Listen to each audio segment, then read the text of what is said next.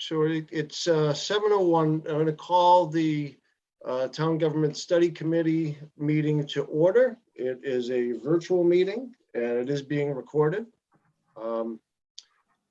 Right now in attendance, we have Harriet Davis, Kirsten Alexander, Deirdre Parati, Mike Lucy, Roger Smurridge, and myself, Pat Waddell, for voting members. We are missing Dave Anderson right now, but we do expect him shortly. We'll open, this is a public forum, so there will be plenty of time for public to speak, but just as a matter of course, we'll open it up to public comment, as is our standard. Anyone wishing to speak, raise your hand, put your name in the chat. Otherwise, we will have plenty of time to speak in the forum.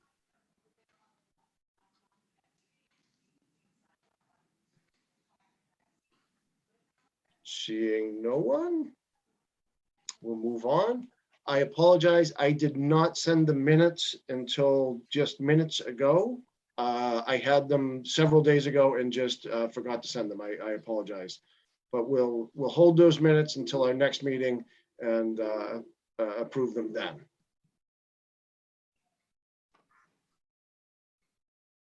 So I entertain a motion to open the public forum. So moved. And do we have a second? Excellent. Everything will be a roll call vote. Harriet? Yes. Kirsten? Yes. Deirdre? Yes. Mike? Yes. Roger? Yes. And Pat Waddell, yes as well. So we will open the public forum, and I just want to thank everyone for attending. We're looking forward to gathering as much input from the citizens as we can.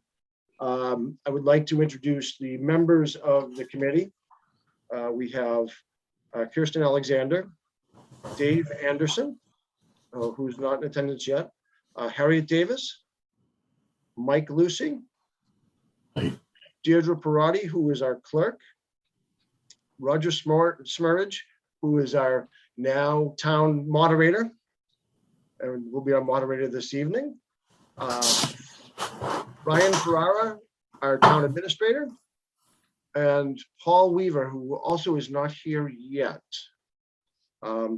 Ryan and Paul are ex officio members, so non-voting. And Dave Anderson just arrived, so letting him in.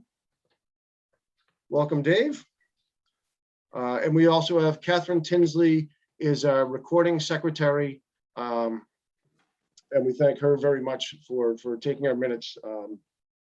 We have several lawyers on the committee, and our minutes fly through with no real revisions, which is amazing. And that's a testament to her.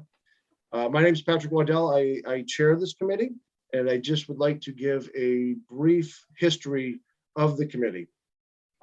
It came to life as a result of a citizen's petition, which I filed with the town. And the citizen's petition was to change one word in our bylaws. The change was a sentence from the bylaws, and it is, the executive powers of the town of Wenham shall be vested in a 5-member board of selectmen elected for 3-year rotating terms. And the only change was the 5-member was initially, it is right now a 3-member. And that was the only change. I gathered 12 signatures that were certified by the town clerk, and it was submitted for a warrant article in the annual town meeting in 2020. Because of COVID, the town went to only financial issues in the annual town meeting 2020, and it was requested that this be pushed to a special town meeting, which it was on October 17th, 2020. The petition was found not to be in good order. It was not a non-actionable warrant article, but it proceeded as a straw vote. And that was because this has to go through a petition to the General Assembly, the Massachusetts Legislature, to approve the move from 3 to 5. So I presented to town meeting, just an indication of interest to study moving from 3 to 5 on the select board, 3 to 5 members. The vote was overwhelmingly in favor of initiating the study. It was 118 for, 26 against, and 3 abstentions. Our committee was formed by the then Board of Selectmen on January 19th, 2021, and we held our first meeting on February 18th in 2021. When we kicked off the committee, we were meeting weekly, and we met weekly through the beginning, through March into early April. When we were formed, we were to have a report to the select board before annual town meeting 2021, back this May. It became evident very early on that we did not feel comfortable rushing through a report and coming up with a recommendation that quickly. And we requested that the committee be extended and that we would then be able to present a report and recommendation to annual town meeting 2022. We then switched to bi-weekly meetings in which we determined what groups we wanted to talk to, which people to interview, the questions that we would ask, depending on why we were questioning them, why we were getting their opinions. And it was former Board of Selectmen, former town administrators, select people from other towns, boards and committees in Wenham. And then we also compose surveys. We have 2 surveys, one of our board and committee members in town, and we have a public survey that is available now, and I wish everyone would go and fill it out.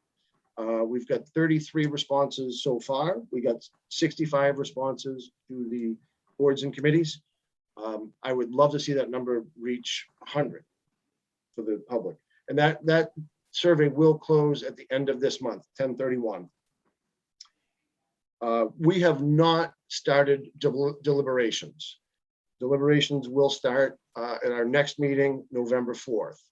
So we have purposefully not started the deliberation portion of our charge. We're, by our timeline, we're to have a draft report done by early December. So this is where timing gets tight. After which we'll have another public forum in January 2022 to present our findings and recommendation to the town. I would say we have put all of our documents online and made them very accessible. We want to be as open and transparent as possible. So if you go to the town website, I'm just going to show you where this is. Let me see if I can share my screen.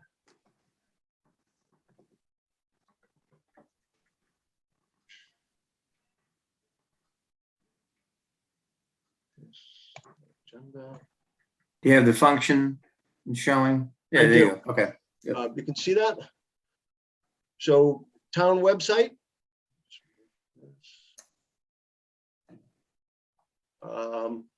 Town government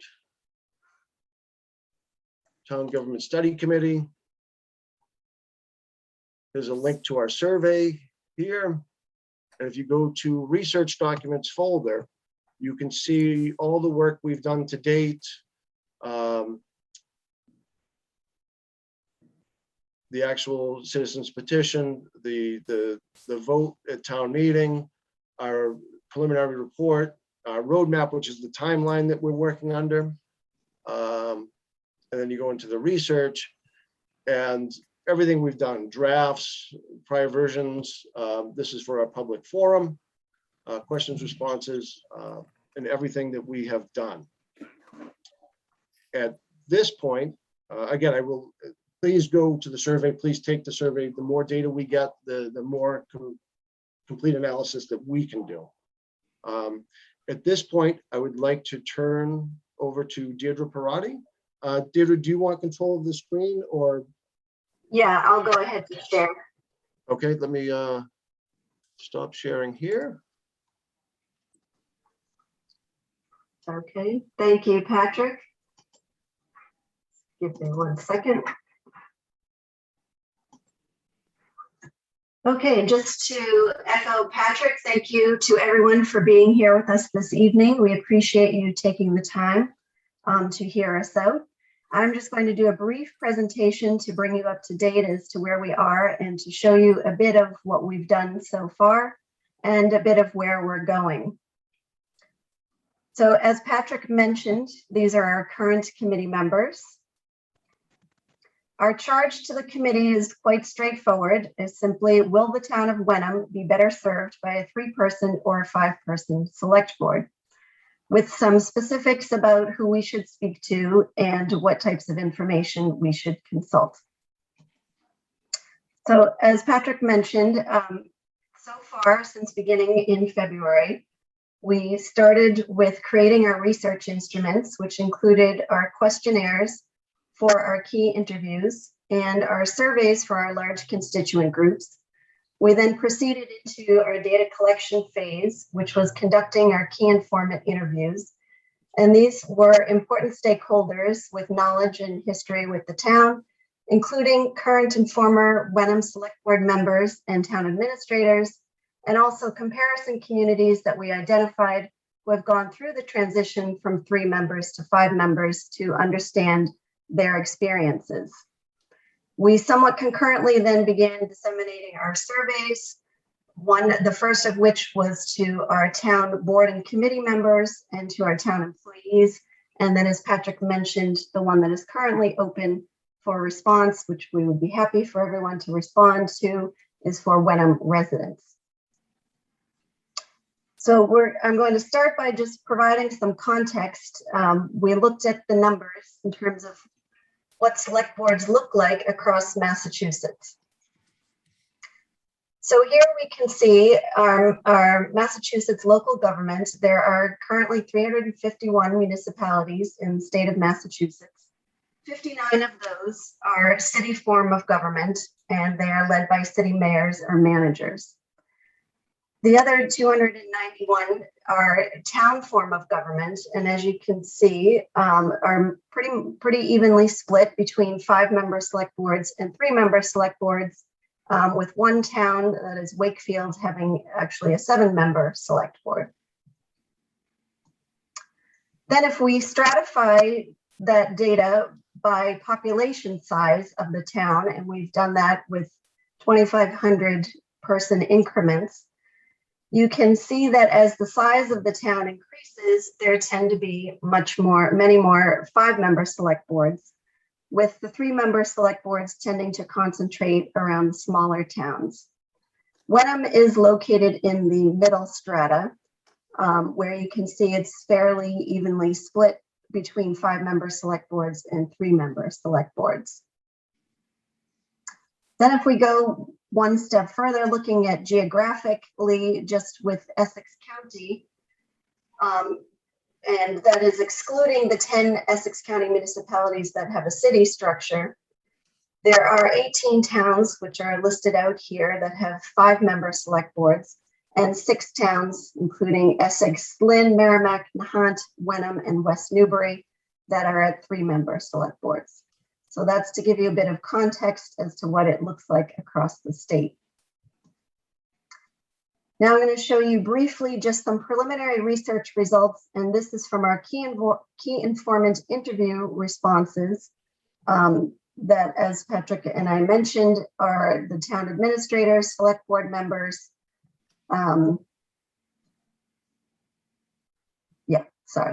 Okay, so here are the top pros and cons that, in our comparison communities, that's what I forgot to say.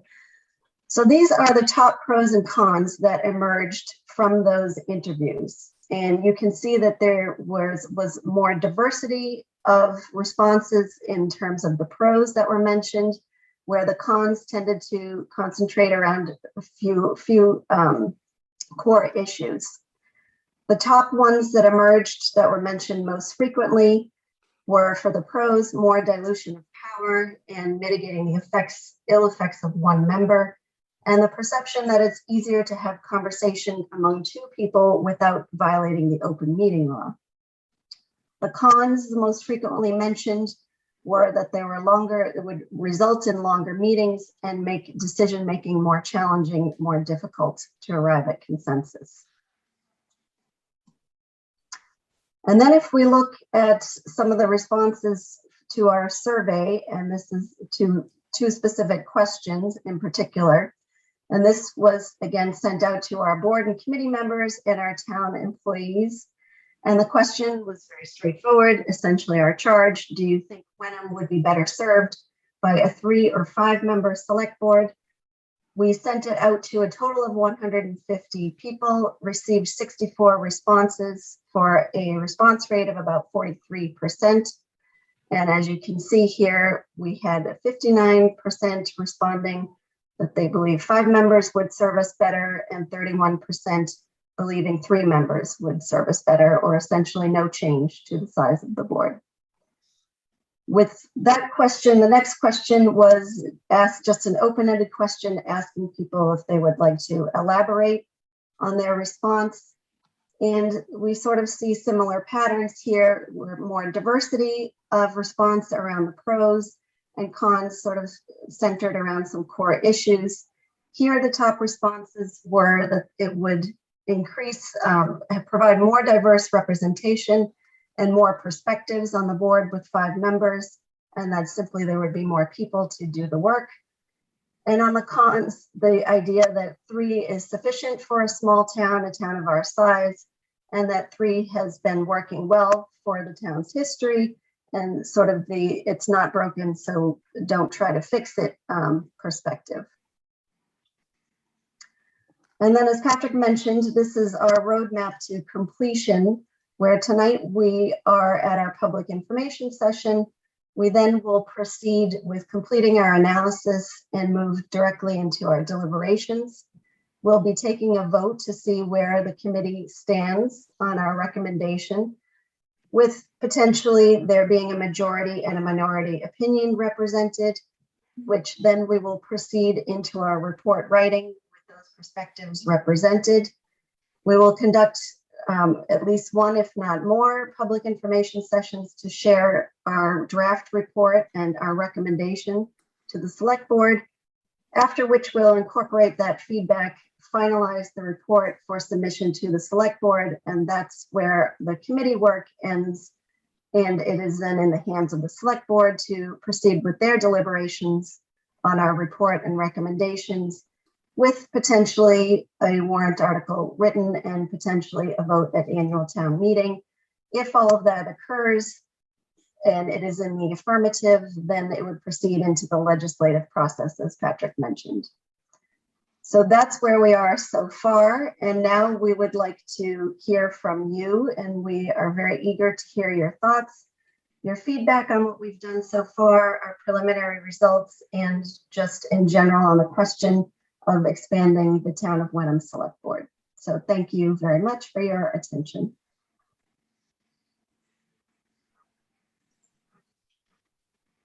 And at this point, we'd love to hear from members of the public. It's fairly informal. If you'd like to share your opinions or questions or things that we should be thinking about, please raise your hand, name in the chat. We'd love to hear from you.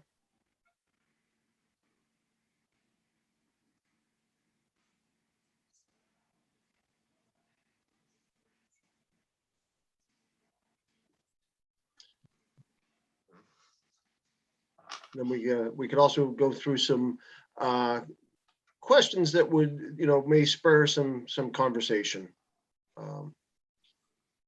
Turn that over to our moderator, Mr. Smurge.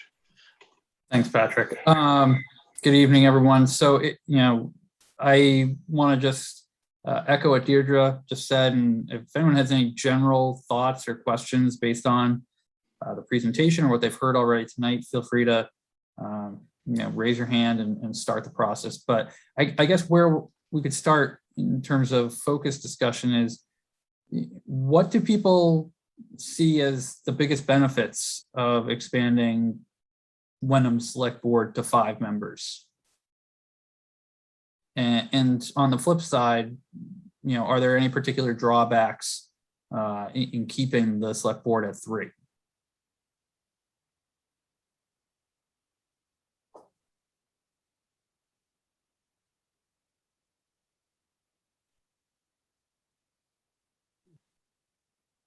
Does anyone have any thoughts on that?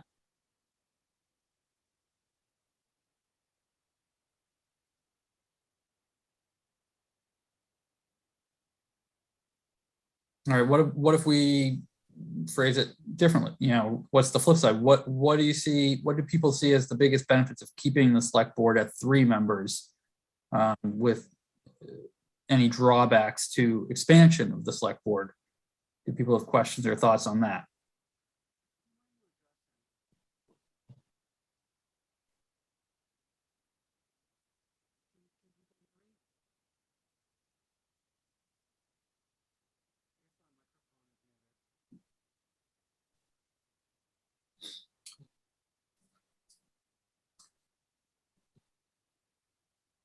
I see a couple of people, their mouth moving, but they're still muted. If anyone wants to speak, Ryan, can we just open up the floor? I think we've got enough people here to control the traffic for the time being. So do you want me to just unmute everybody? Yeah. So I think I can mute all, but I don't know if I can unmute everybody. But it's set I so can that ask all to unmute. Yeah. it's set so that individual participants can unmute themselves. Correct. Yeah. So I just asked all to unmute. All right. If anyone who was muted before wants to jump in, share any thoughts or questions. Might be seriously interested.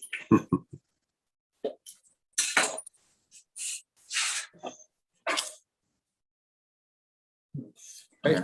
What about this question?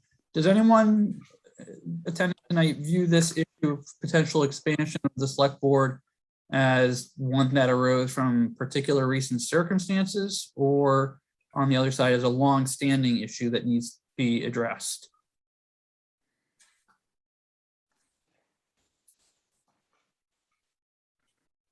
Oh, you can't hear me? Well, Now we Yeah, can. Jeremy. Jeremy, were you looking to speak? Yeah, I was trying to speak. Yeah, Yeah, we can hear you now. Okay. I mean, I Go think ahead. we've seen in the incidents in the board in the last couple of years, the design flaws in having a 3-person board. Because, if unfortunate incidents come up, the board can't govern.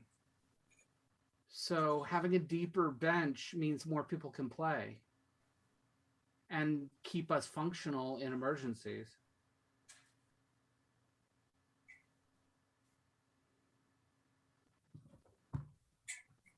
We did have a situation where we had to go to the rule of necessity, which is you don't want to invoke the rule of necessity where someone may have to vote on an issue, but that definitely was an issue for us, and we did go down to the 1 Select Board member, which I do believe we weathered quite well given the circumstances.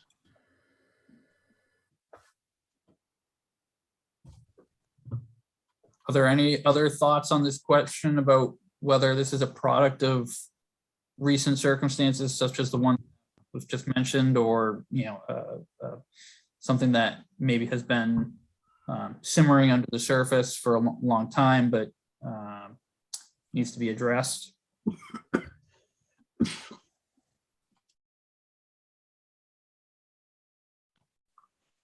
All right.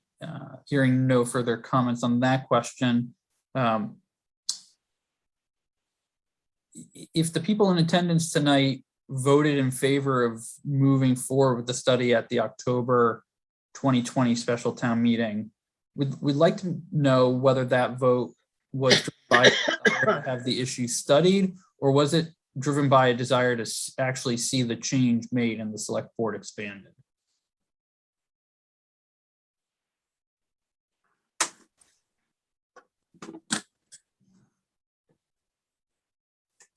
If no one else is going to speak, I would like to see it expand.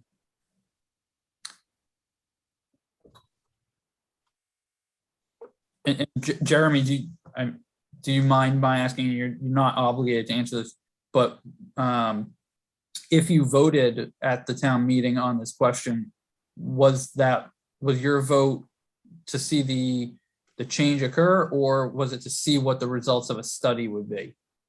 It was to see the change occur. Does anyone else want to chime in on this question?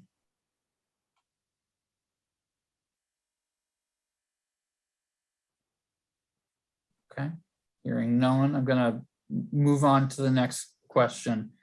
Do the people in attendance tonight think that Wenham would have a sufficient number of candidates to fill 5 seats on the select board?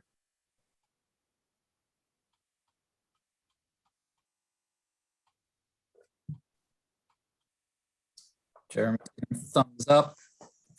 Anyone else want to share thoughts or questions on this topic? If I may, I'm trying to stay out of this conversation because obviously I have a little skin in the game. But your question, Roger, your last question, I think, what was, if you can repeat that. Absolutely, Catherine. The last question was whether people think that Wenham would have sufficient number of candidates to fill 5 seats. In other words, is the interest there on the participation end of things? So I guess I will comment on that one. I think that initially, if it is this is approved and initially it's new, I think it will be a little difficult to go from 3 to 5. But if it's approved after some few years probably of 5 people being on the board, I think it would become easier and easier to maintain the 5 and to find candidates, because it will become the new norm. So I guess I'll just add that from a procedural point of view. No, it's a good, Catherine, thank you. And this next question ties in, and Catherine, it's not going to apply to you since you are already a member of the select board. But would people themselves be more inclined to run for select board if it were expanded to 5 members? Another way of phrasing that is, there's something about the 3-member structure that gives you pause right now as a member of the community in running for that position that might go away if there's 5 seats. Yeah, I would say that citizen government is important. Government governed by the citizens. And I'm a busy professional. I, work for a tech company, and I sit on one of the committees in Wenham, and I can do that because it's distributed. And I could more easily serve the town in a 5-person select committee than a 3, because if there were only 3, my duties would be too great to bear. And having it distributed among 5 people could, assuming that the town puts its faith in me in a hypothetical situation to be on the select board, would be more able to do it, because the duties would be distributed among more people, and there'd be more of a possibility to have professionals on the board, or having younger people on the board, university students on the board. I think it opens up our democracy to more people if the burden is distributed, the burden of government is distributed among more people.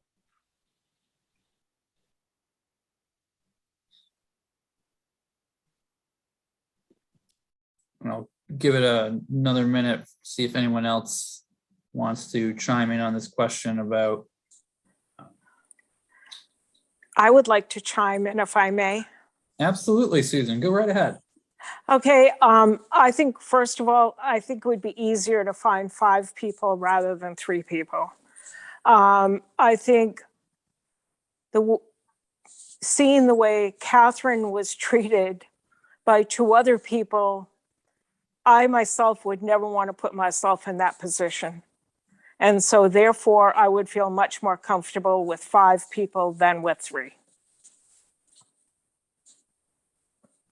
That's it. Oh, thank you for your comment. Okay.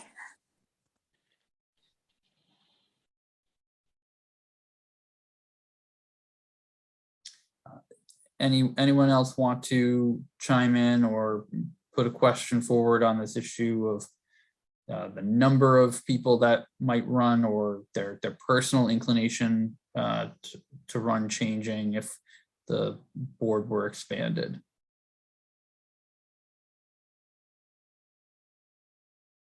All right, why don't we move on? The next question is a little related, and I know Jeremy has mentioned this, and I know some other participants tonight are already volunteering on town boards and committees, but I guess we'll still ask the question, see if it generates any discussion. Would people be more inclined to volunteer for other town boards and committees, that is not the select board, but things like the planning board and whatnot, if the select board has 5 members? Would that change impact people's participation in the town government otherwise?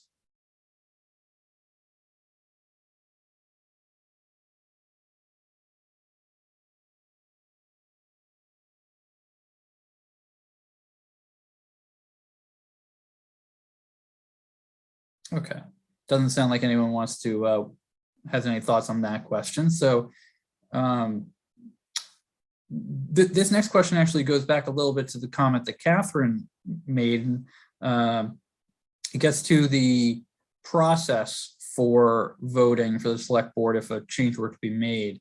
In most communities that have a 5-member board, there's a 2-to-1 voting rotation once a full 5-member board is in place, so that in some years you vote for 2 seats, in other years you would only vote for 1 seat. What do people feel about voting for a different number of select board members or seats in different years? Would that impact voting in any way? Would that impact your personal voting approach? Would it impact your likelihood to run for a seat? How do people think that 2-to-1 voting might impact things, if at all?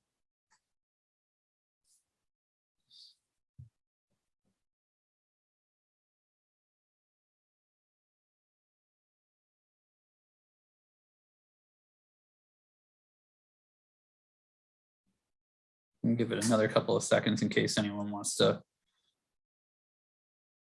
chime in on this, offer a thought or a question.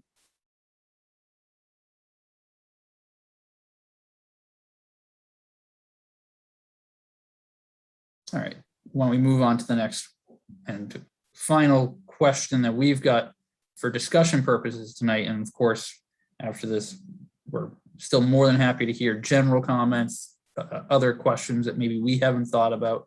But this last one, it's always something that people seem to be talking about when it comes to any sort of change in governmental structure. What do people think or feel about potential budgetary impacts of expanding the select board to 5 members?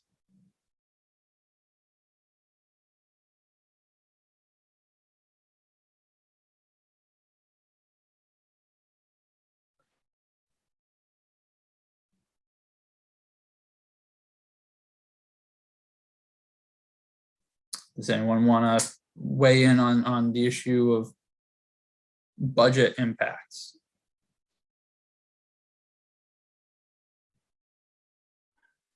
I will weigh in on that.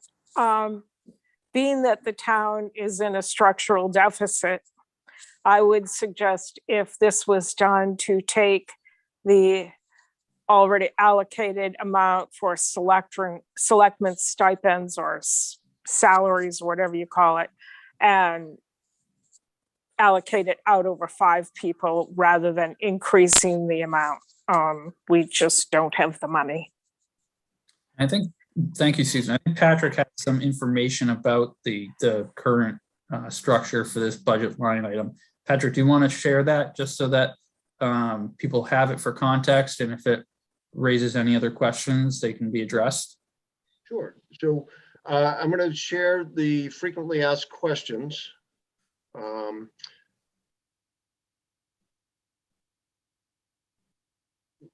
you see that? Okay. So question is, how much do we currently pay the select board and how is the amount determined? At our most recent town meeting, we approved $11,474 in select board stipends, broken down: chair $4,527 and $3,473 for the other 2 members. These stipends are set by the select board and approved at town meeting. So these are arbitrary amounts. You see the next question is, would the town bear any increased cost if we move to a 5-member select board? And not necessarily, we could, but it's up to us, town meeting. So if we were to offer 2 new members the same stipends, the increase would be almost $7,000. But we tend to be on the high side. I've put together a list of towns, and the top 4 are our abutters. So Hamilton is higher, they have 5 members and they're 14,600. Manchester does not have a stipend. Topsfield has a $1 stipend per member. So they have 5 members, they allot $5. Danvers is on the high side at $18,000. Actually, Newbury is on the high side at $37,500 at $7,500 a piece. So it doesn't necessarily have to be a budget impact, but it would mean less per select board member. Thanks, Patrick. Does anyone else have questions or comments about the potential budgetary impact in light of that information that Patrick just provided? I do. Yeah, go ahead, Susan. Given that I'm seeing that any elected official can partake in the town's benefit package to the tune of $27,000. At that point, if I'm reading that right at the bottom, at that point, then I would do away with all stipends and say, we go like Manchester. So Zip. Yep. So under Mass General Laws, Chapter 32B, Section 2 is the definition of an employee. And there is a piece in there that says any elected official who receives a stipend is considered an employee and is eligible for town benefits. So the moderator gets $50. That makes him eligible. The select board is eligible. Anyone that we give a stipend to is eligible. And there are ways around that. There are 3 ways. Per the Division of Local Services with the state, you can put it as a policy change from the select board That's the easiest to do. It's also the easiest to reverse. The next would be a bylaw change. That's more difficult. It's a town meeting vote to change the bylaws. And then the third way is as you said, Susan, is to eliminate stipends. And that can be done voluntarily by the select board, or it could also be done on the floor of town meeting by putting a hold on the article and zeroing out stipends. That could get ugly.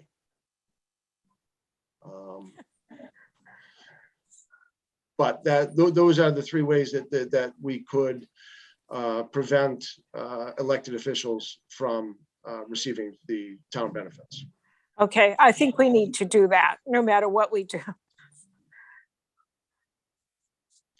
My opinion. It's a Thanks. big ticket item. It's a huge ticket item, and I mean, it's definitely a reason to kind of curtail how many employees you bring on because of that $27,000 impact above and beyond the salary. So I think where we're in this ultimate penny pinching mode, I think we really need to look at that. And I am so grateful for you bringing this up. You can't even imagine. Thank you. You're welcome. It surprised me, and when I talked to Rockport, they said that they eliminated stipends 3 years ago for exactly this reason. Mm-hmm. And I Rockport believe- watches its pennies. I think when I spoke with Groveland, members of the Groveland board, they had gone through the bylaw change so that Okay. they keep their stipends, but not be eligible for the benefits package. Right. I mean, I would also hate to see somebody run for the select board for the wrong reason. And this is definitely a reason in a lot of people's mind to acquire the elected position. So thank you.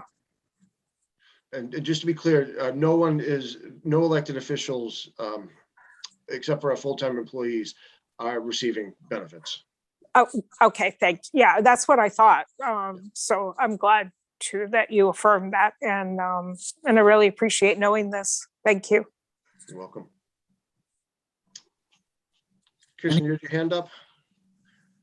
I just wanted to clarify that point. Any other thoughts on the budgetary impacts? I'm not so. Jeremy, just so you know, we can't hear you again. I'm not sure if you're trying to speak to us or give you a minute to try to figure that out.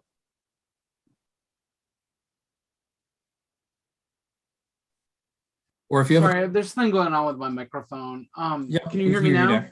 Yes. So is there, on the worst case scenario assumption that 2 new people join the board and ask for benefits and receive those benefits, whatever the stipend is, at least the cost of those benefits is going to be somewhere around $50,000 or so, $55,000. Has there been a cost benefit analysis to say having 2 more people on the board is worth that $55,000 because of what they bring? Is there any data to show how expanding the board brings with it benefits that would make that worth it? I'll start trying to respond to that. I don't think in any of the research that we've gathered from other towns that have studied this question, and some other towns have published very detailed reports that sort of used as initial roadmaps on how to do our research. But I don't recall seeing in any of those reports a true cost benefit analysis. I think in some ways, a lot of the pros that those reports discuss and that we've seen in our research gathering may be hard to quantify in that sense from a fiscal impact point of view. I certainly welcome if my fellow committee members have seen that elsewhere to chime in. I don't think anyone's done a cost benefit on that.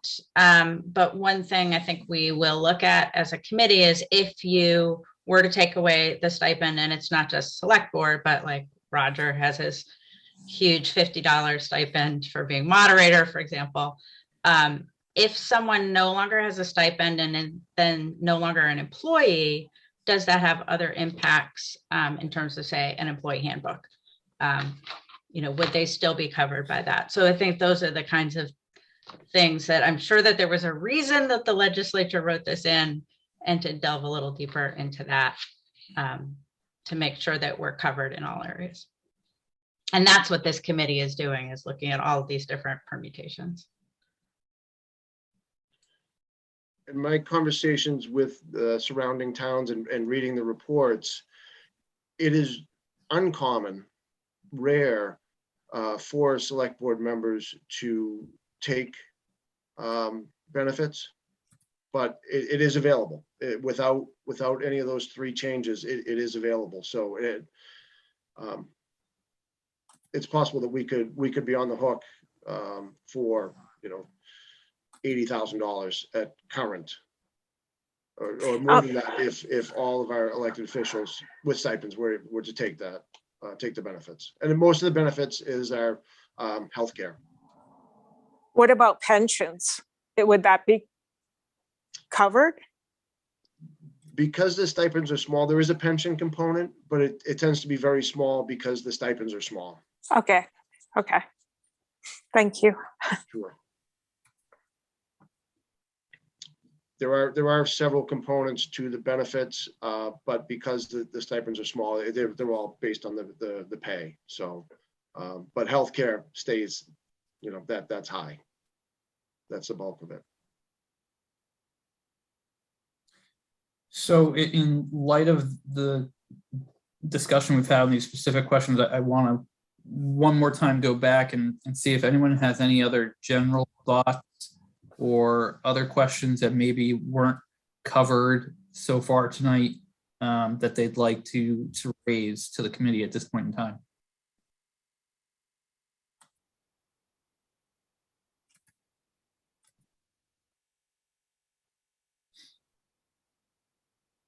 All right, well, hearing none, I want to thank Jeremy, Susan, and Catherine for your comments and questions. Jeremy, were you putting your hand up because you have another question? Or No, it's just acknowledgement. Thanks. So thank you for your participation tonight. And with that, I will go ahead and make a motion to close the public forum part of tonight's meeting. Second. Roll call vote. Roger? Aye. Mike? Aye. Deirdre? Yes. Kirsten? Yes. Harriet? Thumbs up, Harriet. You're muted.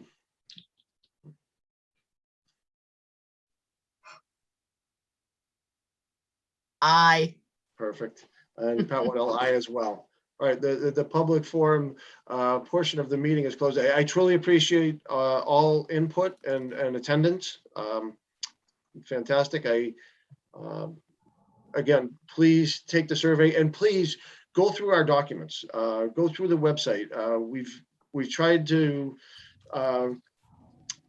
keep the directories so all the information is out there. Everyone we've talked to, all the interviews we've done are there. Oh, Dave, I'm sorry. I see the eye.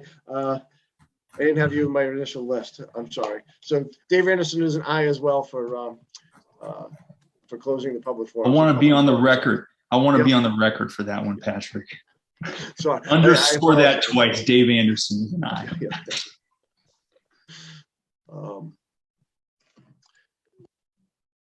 So the next agenda item is meeting frequency and next agenda. So next agenda or our next meeting is November 4th, already in the calendar with the the public survey will close on October 31st.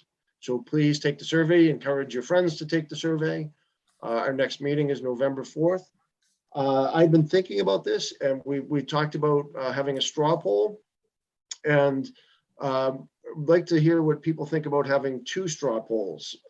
One is the simple question of 3 or 5, and get the sense of the committee. And then regardless of your vote on the first one is, should this go to town meeting? And I think that's 2 separate issues. Personally, 3 or 5, and then should it proceed to town meeting? And then again, just straw polls. Just wanting people's thoughts on that. Mike? Patrick, I'm not sure I follow you. This matter, should the committee recommend 5, must go to town meeting. No. Why not? How do you avoid town meeting? It's up to the select board. Oh, I see. If they chose to go to 5, they could themselves order it. They could, or we could say, we recommend 5 and the select board chooses not to send it to the warrant. Yeah, might be a smarter move on the part of the selectmen to let it go to the town. Yeah. But that's just an opinion. I guess Patrick are you trying to get a sense of if there are any committees who are inclined to vote no on the recommendation, but nevertheless think that the issue should go before the town? Is that what you're trying to get a sense of? Exactly. I guess there's no harm in doing 2 questions on the straw poll. No. And again, non-binding, it's just, this is our initial sense of where we stand. And then we get into deliberations. Is there anything else that people would like to see on the next agenda?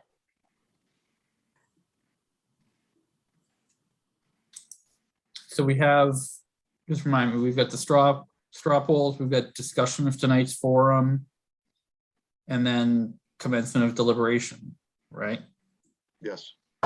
Probably some planning for who's going to write the report or what the report's going to include.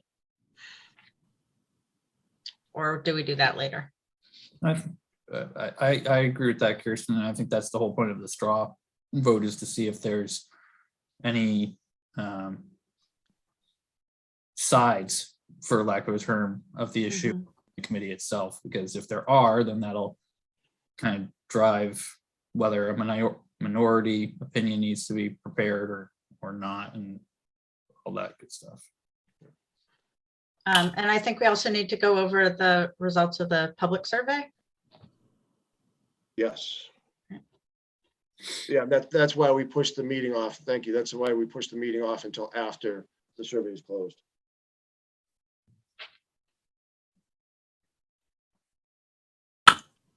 Patrick?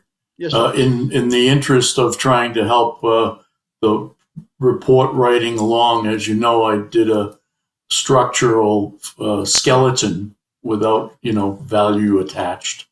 And I've revised it to sort of sand down some of the edges and make it more bland, in terms of not judgmental, etc. And I've submitted that, and you've put it into the reserves,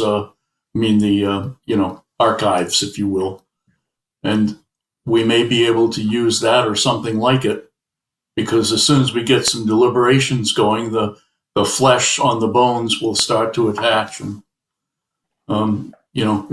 if it's useful, use it. If we're going to look at a whole different approach, I guess we'll decide that in coming deliberations.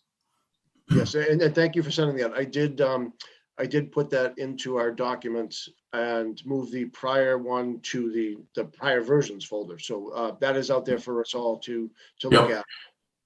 And we should all probably just take a look at that prior to November 4th. Yeah, so the committee can find out whether it has appeal as a structure, not the answers. Those are going to be coming from our deliberation, but just as here's the background, here's the charge, here's some of the things we're trying to deal with. Here's pros and cons. I mean, there's nothing, it's not rocket science. We just have to figure out how to communicate our collective views to the residents of Wenham. And we do want to be sure to have a majority and minority report to present as well. So, Right. And we encourage, if we come to two sides, both sides submit a report and take it from there. Anything else we should add to the agenda? Deirdre? Just by way of background documents, also before the next meeting, also in the Google Drive is the full list of the pros and cons that I put together that was pulled from all of the research results. So that what I showed tonight was sort of the partial list, but the complete list is there. So if people could also take a look at that before we start deliberations on the 4th. Excellent. Thank you, Deirdre. And I've also put together a list of pros and cons for both 3 and 5, also out in the shared drive. And if people would like to come up with their own, that would be great as well. Kirsten? I'm just looking for Mike's document and I'm not sure what it's called or where it is exactly. Like, Okay. get a little direction, that'd be great. Yeah. So 3 to 5 research. Okay. It's in drafts. Oh, it's in drafts. Okay, great. A TGSE draft report, 10/15/21. Okay, fabulous. Thank you. Sure. And then Deirdre's, the complete list of pros and cons from the surveys is complete list of pros and cons. Great. And mine is PJW_pro_con_draft_this_that.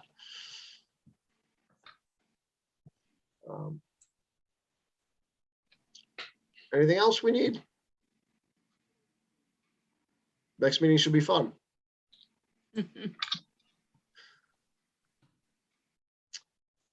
Anything else people would like to discuss?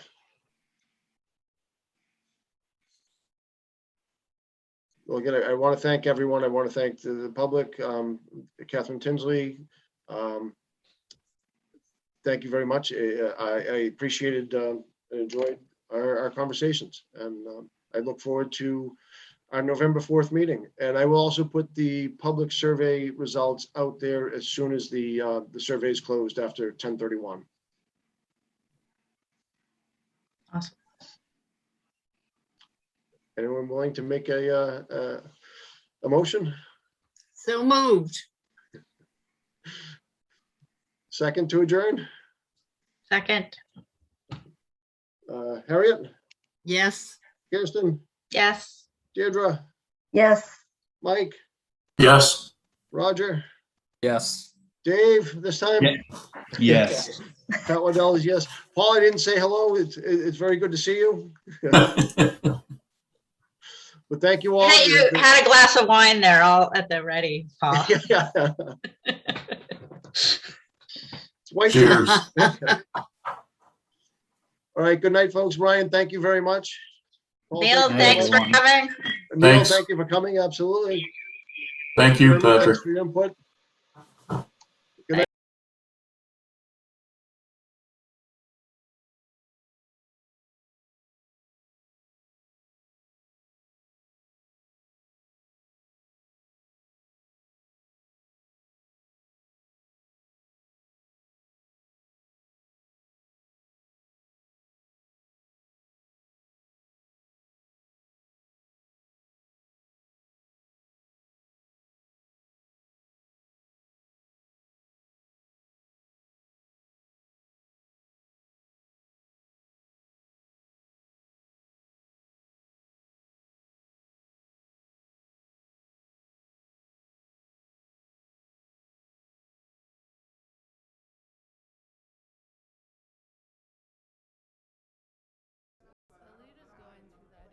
8th grade in civics. And I do think they do a really good job talking Yeah. about, like, just because you see it doesn't make it, you know. Right. Yeah, yeah. Yeah, I just think science, like, unless you're working with journals every day and reading journals like all the time, they don't make sense. What's up? True. It's 7 o'clock. Wow. I don't know. We just hope. Have I not made it clear? I mean, I get hives if I'm late. I get like upset. Oh yeah, no, I get. I'm one of those like, people. physically Like I sick. get like upset. We need one more though, right? can't. 1, 2, 3, 4. I did have to drop Isabel right, off at the community Michelle. house, so it was convenient. Whoop. Michelle. Yep. And we've got Anna, so we've, yep. All right, we got a quorum. Hi, Anna. Can you see us? You know, Microphone. Can you hear us? Do you know where I was though? So, 2 weeks ago, I was a safety marshal on an adaptive and able-bodied veteran ride. So I escorted like 300 veterans from DC out to Gettysburg. Mr. Tracy, do we feel like Anna's all set up there? On Thursday. It's going to connect her audio. You know what, we should do it again. Dan and I did a couple of years ago. Anna, can you give us a test? Here, coming to you live from Western Massachusetts. Shit. I mean, it's connected. Let me see if I can turn it up. Okay. You guys sound great. I can hear you just fine. Yeah, I can hear. If it were quiet in here, I could probably hear. Everybody has to be very quiet. Yeah. The gentleman from HW Cam is going to try and tweak the settings on this. Try it now. This is Anna Siedzik broadcasting live from Western Massachusetts. Yes, yes, I can hear Yeah, that. we got it. Yeah. Okay. If you could do more, it would be And good. don't forget about me over here in the corner. I love it. We could see you too. How are you guys going to see me to vote? We can Can see you you. see me? We can see Oh, you. We can see you. We Okay. can see Turn the you. computer around. Okay. It's like Max Headroom. Oh, that's an 80s reference. That's a reference that no one understands. Unless you grew up during the 80s, then you understand. I'm trying. Greg. Max Headroom is like the original Zoom. Thank you. I was trying. Okay. All right. Are we on? Yes. Okay. Yep. I'm going to jump on my Zoom real quick. All right. I would like to call the meeting to order at 7:03. We have, okay, Anna, can you hear us? Yep. Yes, I can. Okay, great, and we can hear you, terrific. All right, I will ask us to begin with the Pledge of Allegiance. To the flag of the United States of America and to the republic for which it stands, one nation, under God, indivisible, with liberty and justice for all.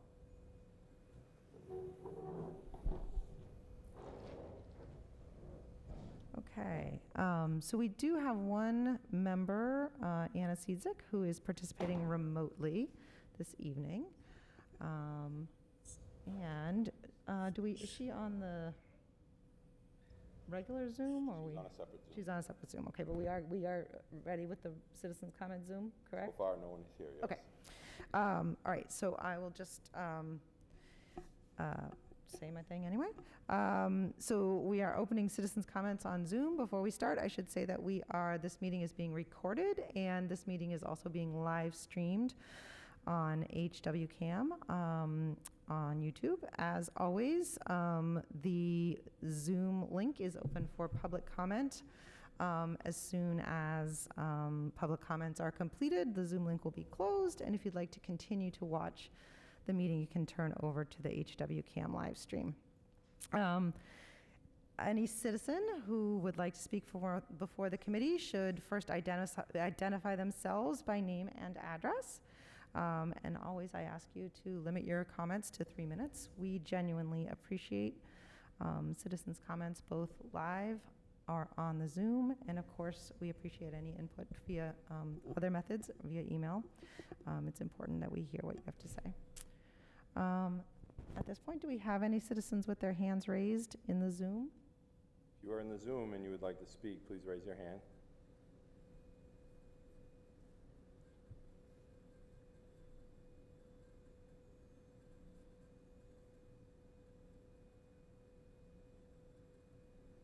There's only one person.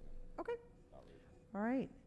It doesn't, so looks like there's no one on Zoom. Assuming there's no comments from the audience, though you're welcome to. Okay, thank you. All right. And that's the end of citizens' comments. Next on the agenda is the review of the committee protocols. I actually had anticipated a member who's not here to read, so would somebody be, would you be willing to read? This and this, so that red, the parts in red. Thank you. As elected members of the Hamilton Wenham Regional School Committee, we, including the superintendent, accept the high honor and trust that has been placed in us to ensure that the students of the district receive the best education possible. To that end, we hereby commit to the following in the conduct of our business. Administration will endeavor to make materials for school committee meetings available the Friday before the meeting. The school committee will recognize that some circumstances will not always make this possible. In any event, we recognize that having background materials available for school committee members is a best practice. School committee members will vote according to their convictions, will avoid bias, and will uphold and support the decisions of the majority of the committee once a decision has been made. Positions will not be used for personal or partisan gain. All members will maintain the confidentiality of privileged information and will respect the open meeting law. Thank you, Jen. Okay, next up is the consent agenda. Before we have a motion, does anyone have any items that they'd like to be held on the consent agenda? Okay, Jen. Oh, I'm sorry, Anna. Any items to be held? Okay. Jen, can I have a motion? I move that we accept the consent agenda as written. Second. Second by Michelle Horgan. All right, all those in favor? That is unanimous of the 6 members who are present. That includes you, Anna. I don't know, Anna, if you can see the whole room, but Michelle Bailey is not currently here. So we are 6. Okay, and the consent agenda passes. Thank you all. All right, moving right along to new business. I'm going to turn to Eric, and you can start us off with the superintendent goals. Thank you very much. Just, while he's still sitting here, I just want to let Craig know he's all set. It's all set. Thank you. Superintendent goals,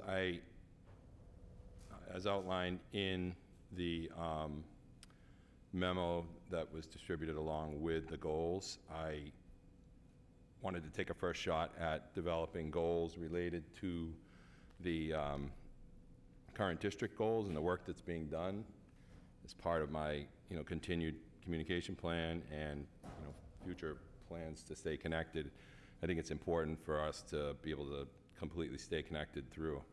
This is a little bit backwards where the principals and the school councils would have had the advantage of seeing my goals ahead of time if I was in at a normal time of the year. So I tried to keep that in mind as I developed this so that they wouldn't have to go back and make adjustments based on something that I put out there.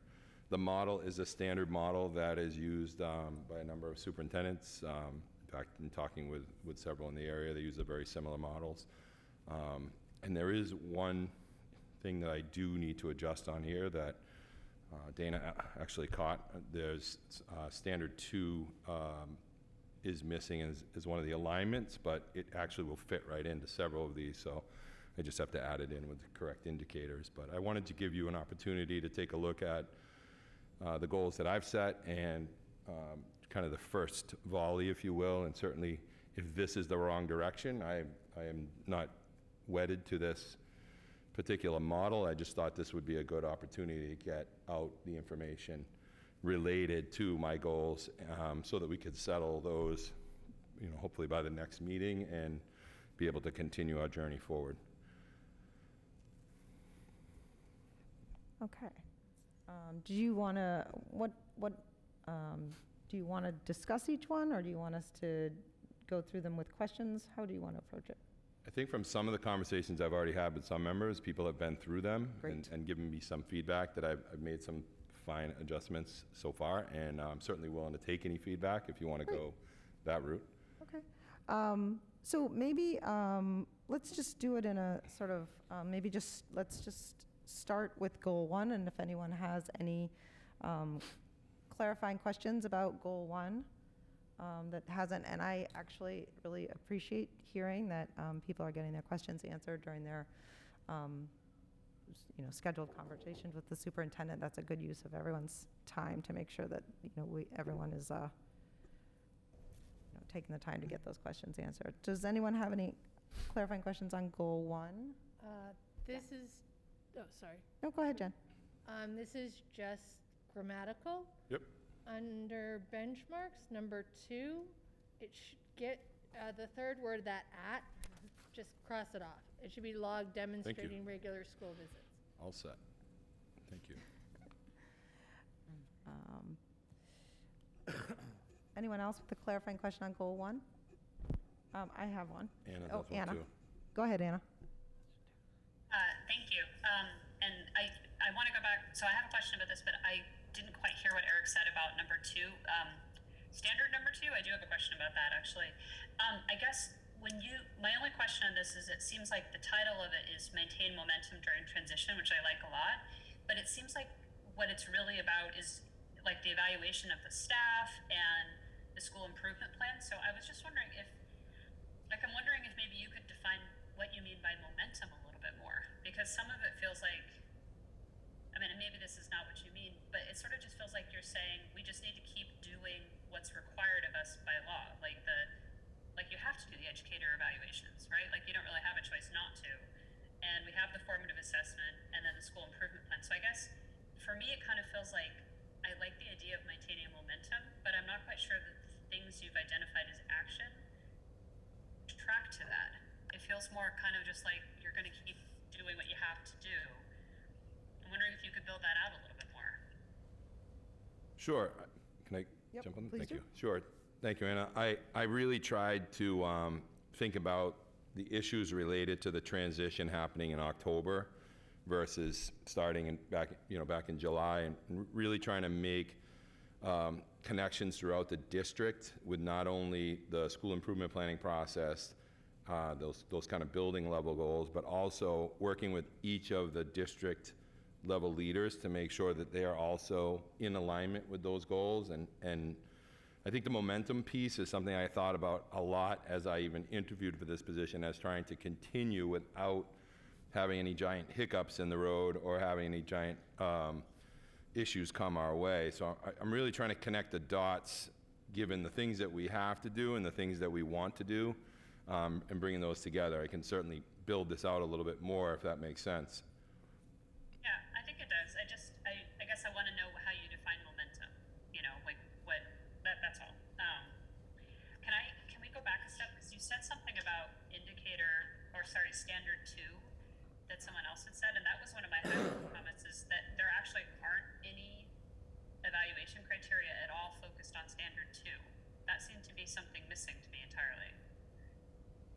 Correct. That's what I led with when I did the introduction. The standard 2 in indicators I didn't add in, and I don't know why. That is my own fault, but I will go back and put those in there. There are certainly in all 5 of these goals ways to connect those dots as well. So I noticed it at the last minute after actually Dana and I were talking about it. So. Okay, I didn't quite hear you, so thank you for that. Because so would you add it in as a whole new goal, or would you add it to one of the existing goals? I would add it to one or more of the existing goals. Okay. Anna, Anna, do you have anything else on goal 1? You know what it says. Is it trying to connect? Okay. Michelle Horgan, do you have a question? Yeah, just a quick one. I'll wait for Eric to Go ahead, sorry. tech the AV guy. So can I just elaborate more on the maintain momentum? Are you also talking about pre-pandemic? Because you have historical knowledge and you are on the building leadership team, Yep. I see that as the work that was being done in 2018, 19, and now we had the pause during COVID, and now that maintaining momentum is part of that. Is that part of? Is that what you're saying here too? It's part of the process. I think if you go backwards a year and start to look from where we were to where we want to be, and you know, I'll take you back to that interview process when we talked about making that shift and keeping the forward momentum focused on the goals that we had set as a district. And I think Mary Beth had done that, kind of put the pieces in place. But I think there was a little bit of a fear, including me coming in October, that these things would kind of fall away a little bit before we got them up and running. And I think we've been able to establish a momentum that should continue to move forward and climb steadily through the school year. Okay, great, thank you. Eric, I just had a quick question. Under the key actions, the final one there says supporting the implementation of school level improvement plans. So I guess this is not really, I don't know that anything needs to be changed in the written document. I'm just curious about what that looks like, supporting. So when the schools create their goals, they don't necessarily have resources to be able to go out and say, okay, I did set this goal and these are our plans, but now we need help with professional development, or now we need help with acquisition of something to help them to meet that goal. And I think that's really part of my position, is to support that and find them the things that they need and help them to identify the things that they need along the way. And it could be just one building related thing, or as we're learning, you know, just looking at elementary, connecting those elementaries so that they're doing the same things is asking for resourcing. And part of that process is, how do I help them to resource so they're not stuck wondering where they can go to get PD, or where they can go to get a set of books to work with their teachers, or where they can go to get assessments for their kids. So it's more of a resourcing thing than anything. Thank you, that was helpful. Did we lose Anna? Is Anna still there? She drop off. I could hear her before, even when we couldn't see her anymore.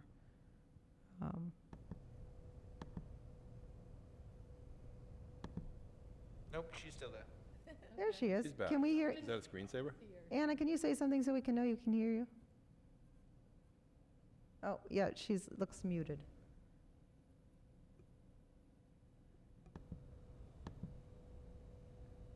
Anna, are you muted?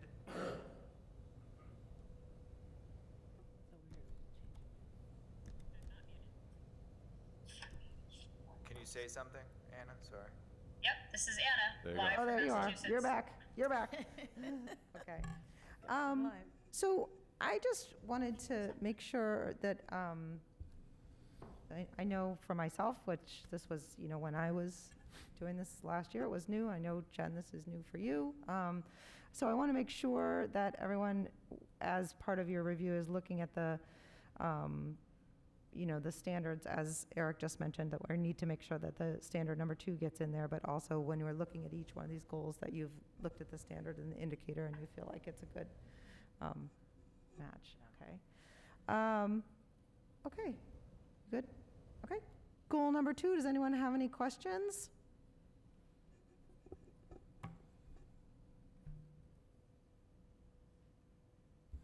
Anna? I just have a comment. Oh, just okay. Sorry, Anna, All right, question. Anna, you go first, then we'll have Julia. Sorry, what'd you say, Dana? David's cough it's loud in the ear. No, Anna, you go first. Goal 2. Oh, my only question on this was, I really like this goal, Eric. I think this is perhaps one of the most important ones here, and I like all I like all of the benchmarks. My only question about that. Is there any notion about the website itself being more of a tool, or is that more of a district tool? And then, as much as I love the use of social media, and I think that's a great tool, it doesn't reach everybody. So I was wondering if you would, you've got the email to the, I guess I'm thinking about the community at large that wouldn't receive a superintendent email because they're not in district and may not be on social media. I feel like we're potentially missing an important constituent group if we narrow it. So I was wondering about maybe adding a benchmark that wasn't social media or an email, but something more analog or something maybe, meeting members of the community that aren't going to be reached on those channels. I can certainly look towards it. The website, as you may know, is due to be revamped. So we're careful with what we put on that right now because there's currently a 4-month process to redesign and rebuild and actually deploy the resources on the website so that they're useful.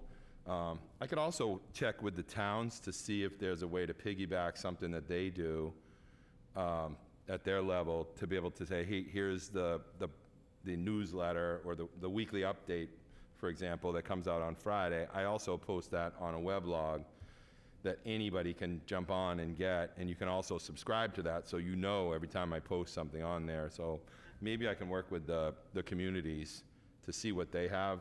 They tend to be a little bit more limited, but there may be opportunities to take advantage of it. Julia?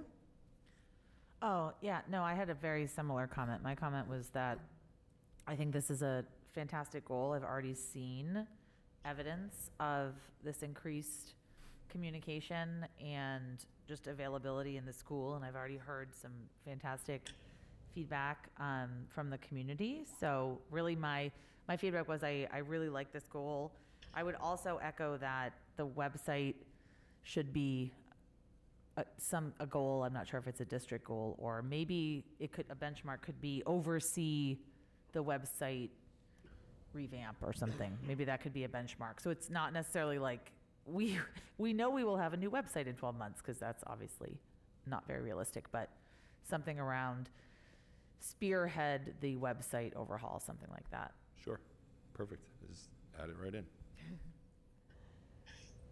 Alan Topia gets to spearhead it, but I get to go back and forth about how it actually happens. So Yeah, I don't know what the adjective is. I mean, the adverb is going to be, but I will figure one out. Well, if I'm, Julia, I'm just going to try to pair. It sounds to me like when you're looking towards evaluation, it sounds like one of the things you would be looking at is how the website has evolved and improved. And so you're looking for a way to sort of make that be reflected in that. Is that, am I reading you correctly? Yes. Okay. All right. This is, I don't know exactly. I have a quick question on, or it's not a question, I guess. My question is that, again, I think everyone really liked this goal. I think it's really, my question was, a lot of the benchmarks are very clearly how to quantify, right? That you actually did these things. And I guess maybe, I didn't know whether you thought about or whether there could be a benchmark that would be more reflective of effectiveness. Like, is it, because having, in other words, we all know, like, having social media posts we can quantify that, but whether there is a way to quantify whether it's successful or effective. I don't have a concrete answer to that. I think I thought about this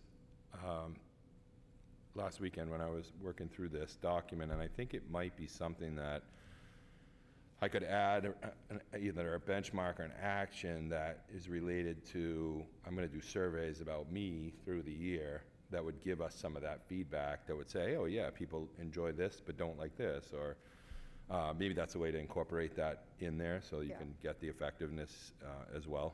Yeah, and also just a useful learning tool. If you discover, that Twitter is really connecting with people and Instagram is not, well then that's just a practical matter that you're learning.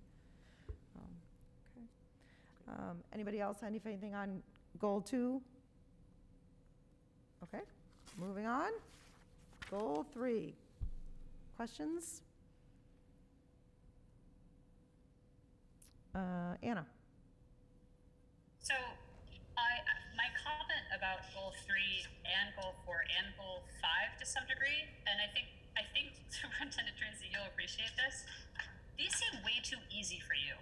These seem like gimmies, to be honest, and maybe that's okay, but I kind of feel like they don't quite feel like goals. I just sort of feel like, well, I guess my response to them is sort of saying like, well, yeah, of course you're going to have to do that because the process is happening. It feels a little like you're ticking a box, but I don't know that it's, honestly, they just don't seem very hard. And I guess I kind of feel like maybe my mindset about the goals, the first two goals are very clearly you as an individual leader of the district have a role to play that is unique to you.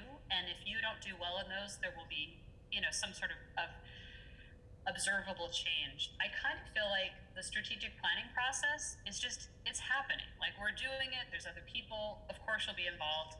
The new superintendent program also just kind of feels like a participation goal. Like, of course you're going to do it. So I'm not quite sure how to frame that. Like part of me feels like you set the bar too low for yourself. And I think you could do another goal that's a little bit more, I don't know, philosophical or far reaching, or, this is back to sort of some of the different standards that are there. Like not only is standard 2 missing, but, there's only one from standard 1. And then standard 3 and 4 are well represented, but they're repetitive. Like there's not a lot of breadth of evaluation. And I guess I'd love to see you write something and think about another way that you could really bring your personal force of leadership, which is strong, to the district, as opposed to just sort of ticking a box to be like, yep, I'm going to do the new superintendent program. To me, that kind of feels like me saying, my goal is to take the MASC training. And like once you click the box, you're like, okay, look, I did my goal. It just feels too easy. And I would love to see, something really maybe focused about operations or management or budget or working with the town, like, I don't know. So I guess these, I'd almost like to see them strike because I feel like they're too easy for you. And I mean that from a place of respect and affection. I think that you've set your bar too low. And I think I would like to see those go away. Goal 5, I feel like, is also kind of there. Like that's a little bit more involved. But again, we've set up this MTSS system. It's going, you're running it. We're working on it as a district. So again, all 3 of these last ones feel a little bit like a box ticking exercise that I don't think they'll adequately demonstrate what you as the individual superintendent are doing in a leadership capacity for the district. I don't know if that comment makes any sense or not, but that's my response to those 3 goals. Makes absolute sense. I'm going to just jump in quickly before I let Eric. I just want to technically we're on goal 3 right now, but Anna, you mentioned 3, 4, and 5. I did want to just respond Anna and to tell the committee regarding goal number 4, which is that professional practice goal. I actually had some conversations last year and also this year with Dorothy because we had a very similar goal from Mary Beth. This is, and Eric, you can speak to this, but I think on this one, it sort of needs to be here, and it is kind of a. I'm pretty sure it's on Julie's and Mary Beth's. Yeah. It's so that doesn't speak to, and I know Anna, you and I know Eric wants to respond regarding the other goals 3 and 5, but I just want to say regarding goal 4, I really think that this is kind of a standard. You can speak to that because you're in the program, but it is sort of a goal that does need to be here, and it is sort of just fulfilling the kind of the program. It is, and I agree with Anna in the case of it's kind of a checkbox, yes, but it's one of the things that MASS really requires us to put on there to keep us accountable, to make sure we're going to our every other meetings, to make sure we're attending the classes, to make sure we're doing all the things necessary to be involved in the NISIP program. So they ask us to put that on there, which is absolutely a slam dunk when you say, okay, I got to attend the sessions, I got to do this, I have to do that. The work involved is somewhat related to the work we're doing this year, especially the strategic plan. And I think out of the 3 goals, the heavy lift is going to be the strategic planning part, because we don't have a good plan for that right now, and I think that's an important thing to note at this point in time, and part of that will be more in my lap to be able to run that process. I don't think we're going to be able to put that out to a consultant to do because frankly, we haven't budgeted for it. So the reality of that will be that'll be the heavy lift out of all of it. The MTSS piece will be the second heavy lift, realistically, because it relies heavily on data. We don't have consistent, solid data structures at the middle and high school. Not to say they aren't there, we just haven't assembled them or even determined what makes sense as we build these support systems for kids.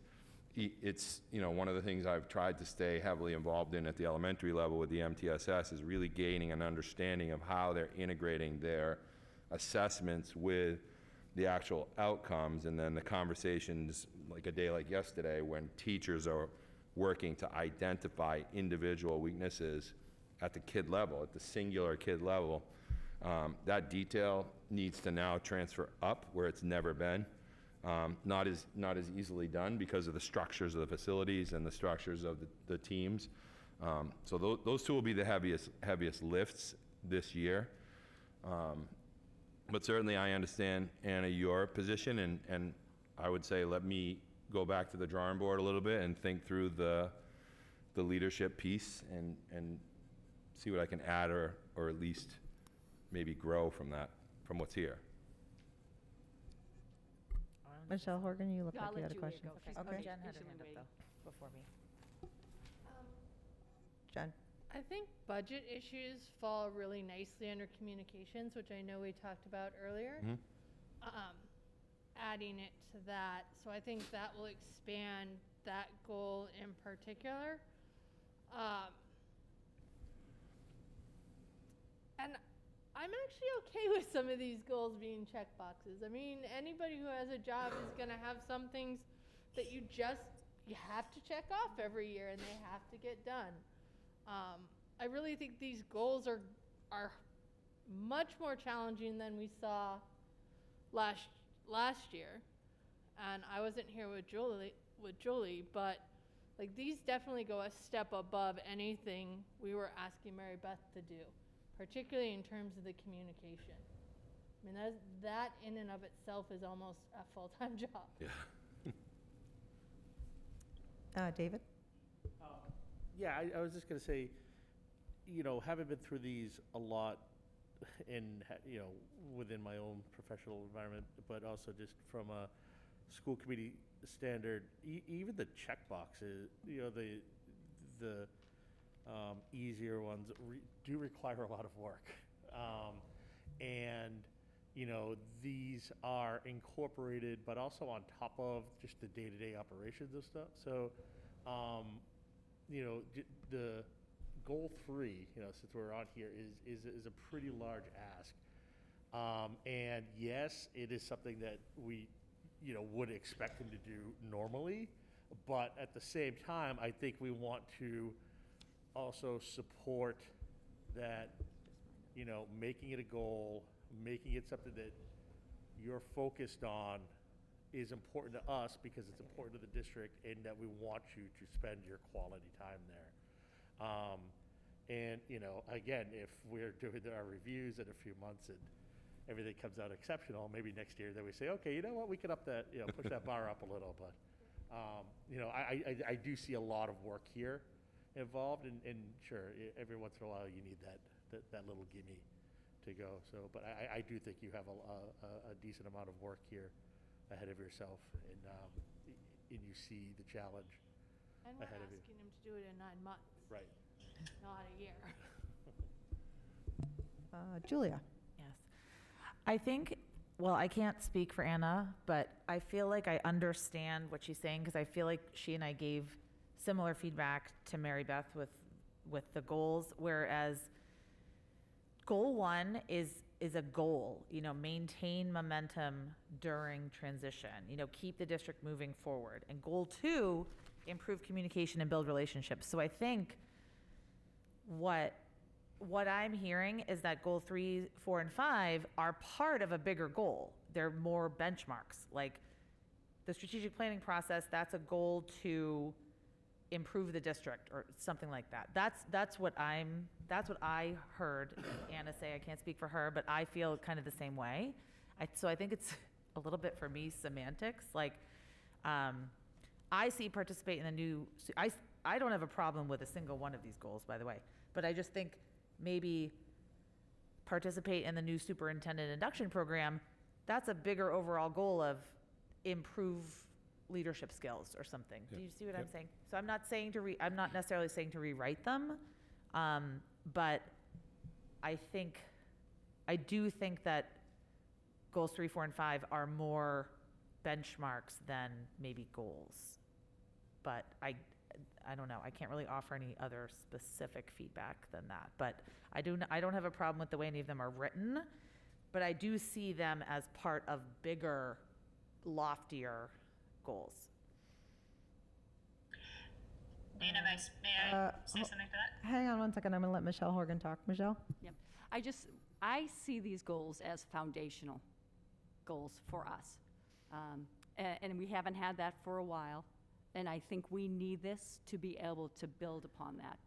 Because if we build Widow's Walk on a house of cards, it's not going to last. But if we have this in place and we build upon that, then next year it becomes, the bar is raised. And the bar is raised. So for me, these are foundational. So thank you.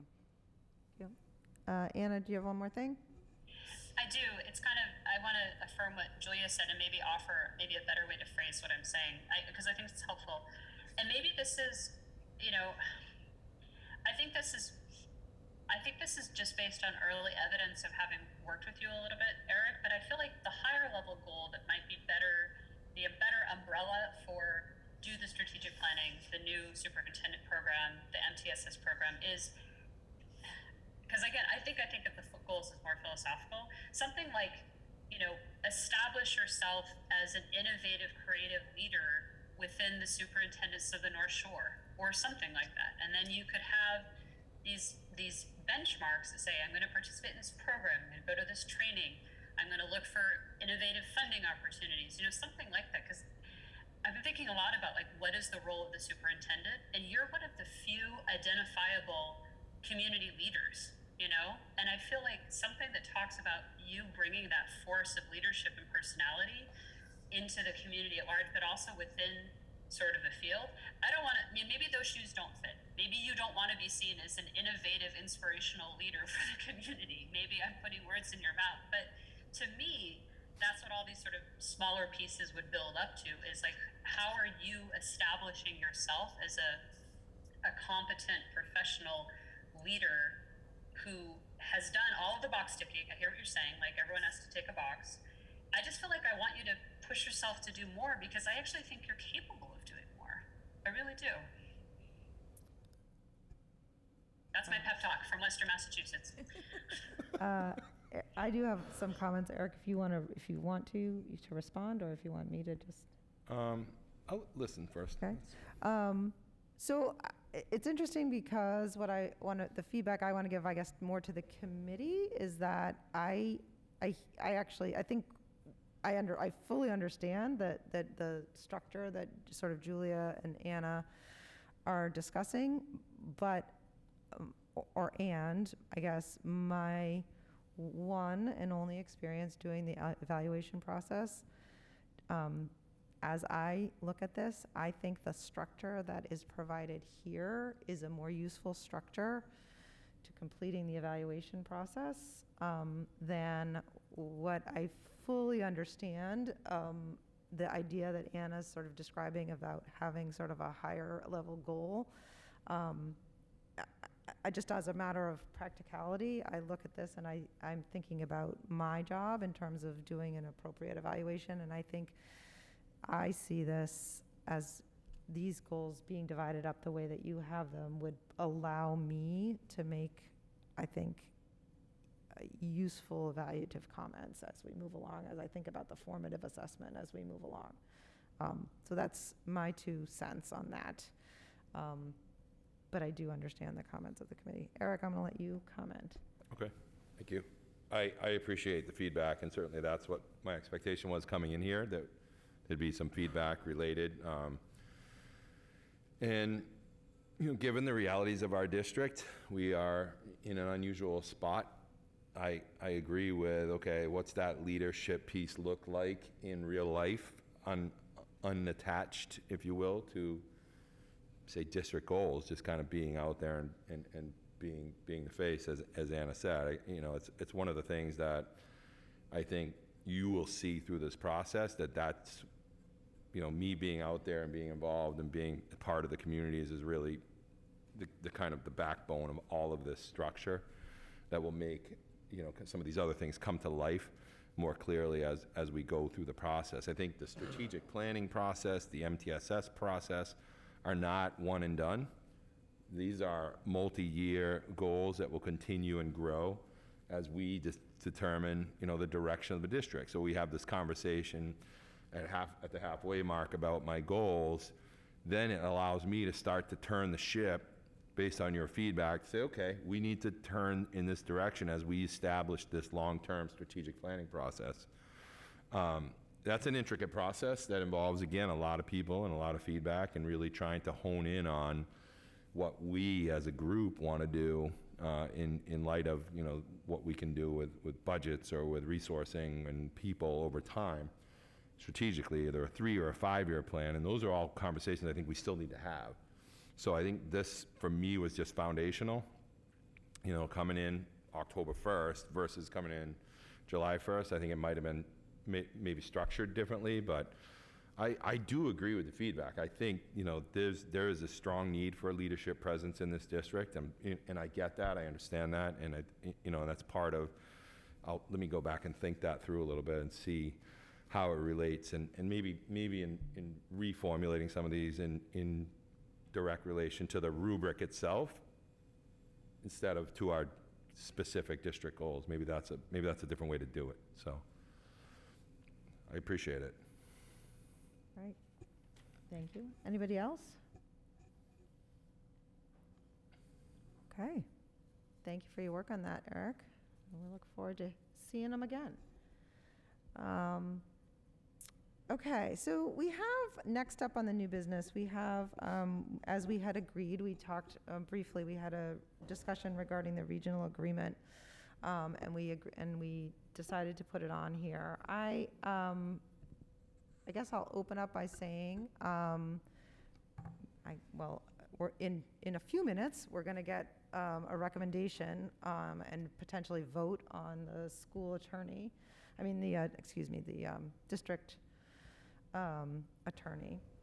And I guess I'm open for anyone who has more questions or more information that you want, but I guess I'd like to put out there that after conversations with Eric and really sort of thinking about it, it seems to me that we might really want to wait to make any decisions until we can meet with our new attorney.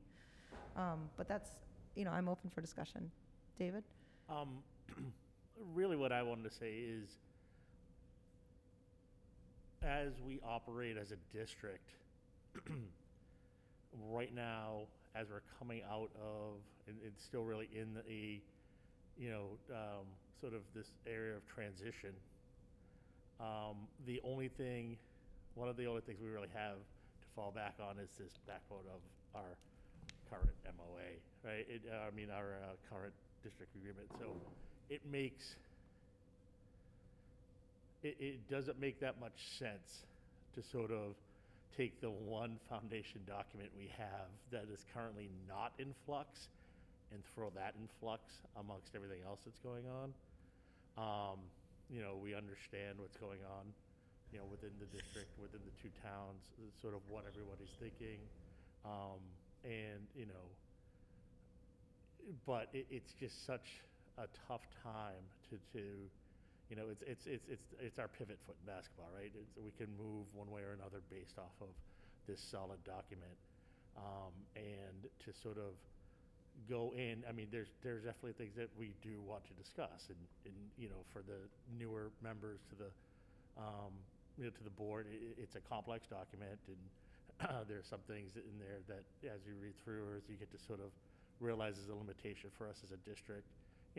We do want to go back and discuss at some point, but where at the same time, 4 of our members are on the, newer side, that maybe, a little bit further down the line, as we understand more of the nuances within the agreement itself, that it would make more sense, once we're working with an attorney for a while, once we have our superintendent in place for a while, and, we're not sort of dealing with all these COVID issues, right, the aftermath of COVID, then it makes a lot more sense to say, okay, because it's going to be a long, complex discussion, and, and really, something that it could change a lot of things, and to sort of try and discuss that now just doesn't make the most sense. That's my view from sitting here for 5 years. Thank you. And I will say, because I have asked some questions. It's, Hamilton's the one that sent the letter. So I do think actually, I'm going to have another conversation, with Bill Olson.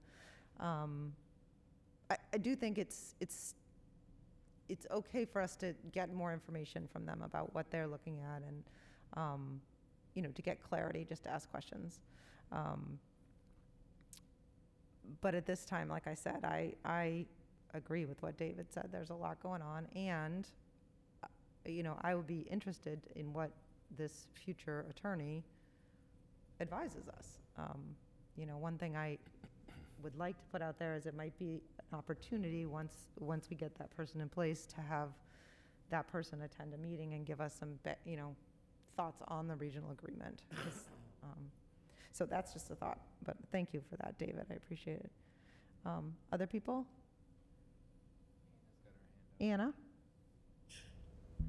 Thank you, Dana. I sort of agree with David for sure, and I do think it's wise to wait for new council to come on board. It feels like it would be unwise for us to formally open a conversation without having our council up to speed. That said, I guess I want to understand, as you framed it, getting more information. I still stand by what I said before, which is I think that we, as a courtesy to the town of Hamilton, even though Wenham's letter had indicated that they didn't see it as a priority, I think when any one of our town boards says, we'd really like to talk to you about X issue, I think it's good form for us to say, okay, let's try to understand what that means. However, I do agree with you that I would wait to open a formal negotiation of it until council is in place. But I think I still feel like I'd want to understand what they're asking. The other thing that's a little bit up in the air, and legally I don't know what it means at all for us, but right now the state has been considering redistricting on a legislative level. And at present, if the present plan were to hold, I think Wenham is split into 2 different legislative districts, and Hamilton is in yet another. I do not know what effect that might have on funding or allocations or sourcing, but I'm a little bit concerned about opening up something legal when there are these sort of state level forces. And maybe it means nothing, but it's just something I'm thinking about, and I don't know what that means. If you have multiple representatives across a regional school district, it's then represented, instead of having one rep, Brad Hill was always our one representative, we potentially would have 3 representatives if that redistricting held, which it's just something else that's kind of percolating. And then I also do agree that the district has a lot going on and a lot of really big goals, as do the towns. The towns are both doing master planning. There's a lot of big thinking happening. So I do agree. It's sort of like, there's an old piece of advice that you shouldn't have a child and get a new job all at the same time. Like, there's just too much big stuff happening. This is really big, and I think if we're going to do it, I want to really understand why we're starting to do it, and also what our potential end game might look like. And right now, I don't know that I feel comfortable making any sort of right decisions, but I do feel like we have to have some sort of courtesy response to the town of Hamilton, especially to understand what they're, to show respect that they've asked for a conversation. And I think we need to honor that somehow. Thank you, Anna. Yeah, and I would say it's not just a courtesy. It's genuine. We really do. We are all in one community, and I genuinely do want to understand fully what it is they're saying, and so thank you. All right. Anybody else? Okay. All right. Next up, I'm going to turn it over to you, Eric, for the problem-solving guide. Thank you very much. This is a product that has been vetted by the leadership team, more for accuracy than anything, and borrowed with permissions from several districts around here in response to conversations that occurred at meetings, school committee meetings here, related to what do I do if a parent reaches out to me or this happens or that happens.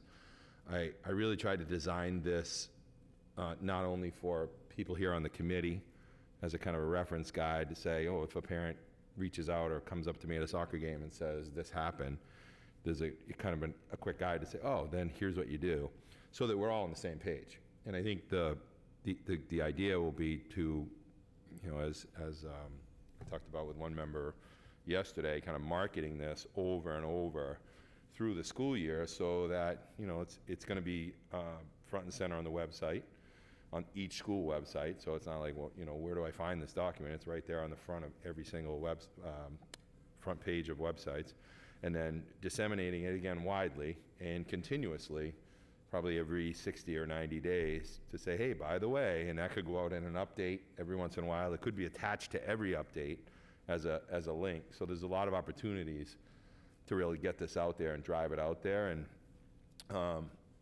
I do intend to make one change on the suggestion of a member today, that what if all else fails? That's one of the things that, what if some parent goes through the whole process of the elementary level and it doesn't work? And what we're going to do to resolve that is add a paragraph at the end to say, if all else fails and you don't kind of get satisfactory responses, here's what you're going to do. You're going to reach out to me, and then it's in my lap to be able to deal with. But I think this gives people a process and people can understand it, and it keeps you kind of from saying, I don't know, like I'll email the superintendent and find out. Now we can just say, here's where you go and here's what you can do. And then we'll publish it and help people to understand it, and ask principals to publish it in their communications as well. Thank you. People have questions? Jen? I came up with one after we got off the phone. For elementary level, step 2, what is the difference between the adjustment counselor and the school counselor? So it's really the adjustment counselor and school counselor. So school counselors are specifically doing that, kind of day-to-day classroom counseling. They're more of, how would I describe it, more of a curriculum-based. They're working on skill sets with kids at that level.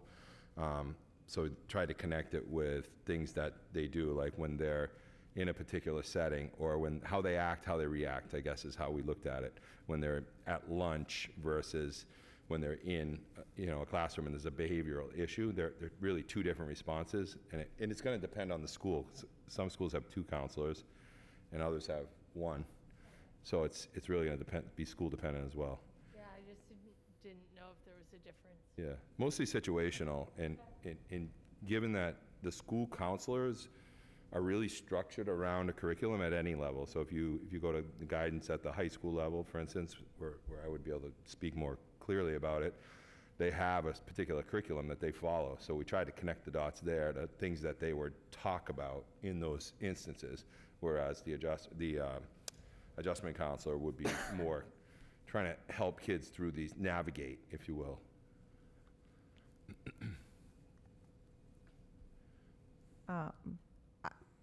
Anna? Thanks, Dana. I had the same question as Jen, but I guess I'm still a little bit confused. So, for example, my kid is a Cutler. I'm not familiar with that. So you're saying some elementary schools have 2 counselors and some only have 1? Correct. The Winthrop has 2 counselors. Okay. Okay, that's helpful. That's good. I didn't know that. One question, I have 2 questions. So something that's not really addressed is, and maybe it's understood, but what if the concern is about the person that you're supposed to go to? You know, what if a student is having a problem with the teacher about something in the classroom and doesn't feel comfortable talking to the teacher, or doesn't feel comfortable talking to the assistant principal about something? Is it understood that they could elevate it to the next level, or could they go to a different person if they're more comfortable with that person because they have a relationship with them? That's one question. And then the other section, I wonder if we need to add, and this sort of gets to something that we've been talking, I've been talking about as an agenda item, but what if it's a community-based concern about something bigger in the district? Like, you know, something about the superintendent's office, something about the bus, I guess the bus routes could be a bus concern. But as a committee member, I feel like sometimes I get concerns and I still don't quite know where I would put them because it's solely based on grade level issues and very student focused. What would be a similar path if it was community focused? And how would you want us to advise people to elevate it? Sure, I think the reality of what's occurring is important to understand. And if you, I'm going to use Georgetown as an example. Their recent events that they've had there would certainly not go to anywhere but the superintendent's office to sort out. So, and that's what I would say if somebody reached out to me, I would take that and certainly put the right staff in the right places to navigate that along with myself. So I think the bigger community issues that come to any school committee member, our lines of communications are wide open. You can call me on Sunday at midnight if you want to, but those are, I think, pieces that I understand as my role as superintendent, and I think all of us can agree to as kind of the leading the charge, if you will. But this is more of trying to manage all those school level issues. There are other things that will spill in, police issues that, you know, may involve a staff member, for example, that, like Anna's saying, that certainly would come to me to be able to sort it out. So there's still kind of that quarterbacking piece, if you will, by the superintendent on these larger scale issues. We're a small district, 1,700 kids, so it's not, you know, it's not far to go to get answers and to connect people together. So I think this was generally just for here are kind of the things that happen most often in our school district, and the bigger issues tend to get elevated. I mean, immediately, you know, the second night I was the second night I was officially appointed, I got a call at 9 o'clock at night from the police. They called me directly. So that's just the relationship we have with people in the community as well. And I think that's important to note, that most of the, you know, the kind of police, fire, and the community-based people, the town managers, know they can reach out to me at any time. They all have my direct connection. So, and it's the same, I think, with school committee. I wouldn't want you to sit and ponder through this chart and say, well, it doesn't fit anywhere, so I don't know what to do. That would come directly to me. And ultimately, it's my responsibility. If something doesn't get sorted out, it's going to end up in my lap, and I think that's, you know, the kind of the piece that I'll add at the end. If your concern doesn't, you know, get alleviated, or doesn't, you're not satisfied, then, you know, ultimately it'll come to me in the long run, and somebody may jump through all these hoops to get there, and that's an important piece of the puzzle as well. If you start to look at problem solving within our school community and then within the greater towns. Thank you. I just wanted to add, Eric, that for me, I think this is a really important document that is, I read it as empowering for parents, which is what I think, and for students. I think I particularly liked the high school.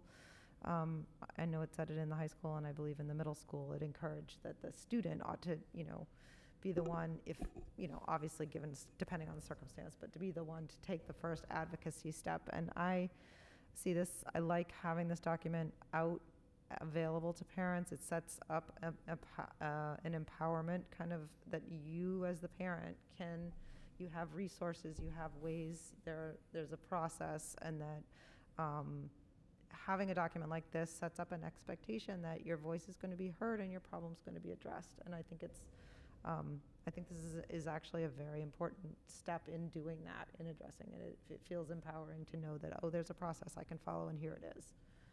So thank you for that. Can I add one thing? Please. So I didn't mention, there's kind of an education piece to this. So there's an expectation that at each school level, principals will also kind of say to parents here, like if they have, like curriculum night would have been a great night to showcase something like this. We have everybody there. Here's a process. Here's how it works. And at least that education piece can happen. So we'll continue to find ways to continue to educate people, including kids. Like kids should see this. Students should see this document. I don't think it's a, an adult-only document, because there are kids even at the high school level that say, I'm not sure what to do. Or an example that Dr. Carr and I were talking about, what if, it's a male-female issue, what do they do in response? So that's a piece we'll have to address at kind of that end paragraph, if you will. But there are some things that you'll cover all the bases with, and others that get a little more tricky. I just want to add to, communication isn't one way. It's Right. not Eric communicating to us. It's like you're saying, Dana and Eric, it's parents communicating and knowing what channels and how to advocate for their child and themselves and their families. Okay, thank you. All right, next, I'm not sure, was it, well, Eric and Anna have been doing a lot of work. And I'm going to turn this next agenda item over to them to talk about a recommendation on a potential school committee council. Hannah, do you want to take this one? Sure. Okay. So the memo that has been presented to you is sort of a really good summary of our process, but I'll go over sort of a verbal highlight. Eric and I both reached out to our respective professional organizations, superintendents and school committee members, to just do a little fishing to see if names came up. And I think fortunately there were a few common names that kept coming up over and over. So we developed a short list of initially 4 firms that we wanted to hear more from. So that was the first sort of happy coincidence, is we didn't have 20 recommendations. We could narrow it pretty quickly to 4 firms that kept getting recommended for different reasons. And I can speak to what I heard from school committees members. I put it out on the listserv and got a lot of really nice responses back from other committees across the Commonwealth with very specific recommendations, and also rationale for why they like someone not. So we made a short list. Unfortunately, one of the firms that we wanted to interview is so good and so busy, they're not taking new clients. We didn't actually have a chance to speak with them. But the other 3 we arranged interviews with, and we conducted interviews with all 3 of the firms last Friday. And based on those interviews, we got to the end of the process, and I said to Eric, okay, coach, who do you have? Who do you like best? And he and I were universally in agreement that the firm we felt like was the best representative for us moving forward was Myra O'Connell, the main staff attorney that they would liaison with us is an attorney named Mark Terry. And we both had a really good feeling about him, a good rapport, very knowledgeable, very, very seasoned, and a lot of experience. So it was fortunate that we both sort of agreed and kind of agreed for the same reasons, both experience, feeling. I personally really liked him because he is also a school committee member and has been a school committee member in Amherst, I think it is. No, Ashland. And he's living through the same COVID nightmare that we all have been, which was actually really reassuring from a perspective taking. So that is our recommendation. There were some other sort of demographic criteria about the firms that we picked up. Just numerically, we had a small, a medium, and a large firm. Myra O'Connell is the largest firm that we interviewed. They're also the oldest firm that we interviewed, which was interesting. They've been around for a very long time and have been doing well for a long time. So that is our recommendation to you, and we feel good about our process and the criteria. And with your support, we would advocate moving forward with them. Okay. Thank you, Anna, and thank you so much, both of you, for all the work that you've done on this. I know that it was a lot of time. Yes. I appreciate it. What do people have for questions? Michelle? I had asked yesterday, how does this compare to our past fees? So the most recent invoice that we paid, we've been paying $200 an hour, and this is oddly that this group was lowest out of the three, I believe, or at least they were all in the same ballpark within $5 or so. This Merrick O'Connell group is $235 an hour. They stress to us, their individual billing outside of schools is over $400 an hour, and for schools they restructure in order to how they get the idea of the budget constraints within schools. So I think that was a fortunate thing, but they were all right around the same 230, 235, 240, 250, with various other things thrown in there. Miracle O'Connell will do some free workshops for us at the school committee level, whereas the others would not if they would have charged us for them. So there's also a wider spectrum of expertise. Thank you. If I can just add to that too, Michelle, your question about billing. The rates are all very comparable, and they also bill in 6-minute increments. So you're always being charged for 10, excuse me, as opposed to being charged by the quarter hour. We're only being charged by the 10th of an hour, which that rate would make a difference. So it's a little bit more favorable. And as Eric said, they, because of the breadth of their firm, they've really covered everything. I think they have 61 attorneys, which is, it's a good sized firm. So that gave us some comfort that if for some reason there was a question that came up, and the interview questions that we crafted, we talked about regional agreements. We talked about working with relatively inexperienced school committee members. I freely admitted that our committee is young and a little bit green, with a couple exceptions. We talked about construction projects and what that might mean for us, and did they have expertise in management? So, we sort of asked a lot of different questions about a breadth of things that we as a committee and as a district might encounter in the next few years. Thank you. Thank you. Any other questions? Okay. I just have a comment. Thank you for taking this on. We've been blessed with Naomi for so long in this district that it was a daunting task, and I really appreciate you putting so much time and effort into it. And Eric, thank you so much. Thank you. Agreed. Yes, thank you. I agree. Thank you. And I will, we'll take a vote, I guess, and then I will mention we do want to appreciate Naomi and make sure we communicate appropriately with Naomi. Okay, Jen, are you willing to make a motion? I move that the Hamilton Wenham Regional School Committee accepts the recommendation of Merrick O'Connell, attorneys at law, as the school committee attorney, pending the successful execution of any necessary contracts. Second. Seconded by Michelle Horgan. Sorry, she beat you, Anna. Okay, do we have any further discussion? Okay. Anna. There's just one other thing I want to say before I forget it. And I just want to compliment Superintendent Tracy and also Janelle in the central office. In working with this on them, they were so organized and timely and helpful and accommodating, organizing multiple Zoom calls, multiple documents, receiving documents. I just want to, none of that would ever come to public light had I not taken a moment to say it right now. It was all very behind the scenes work.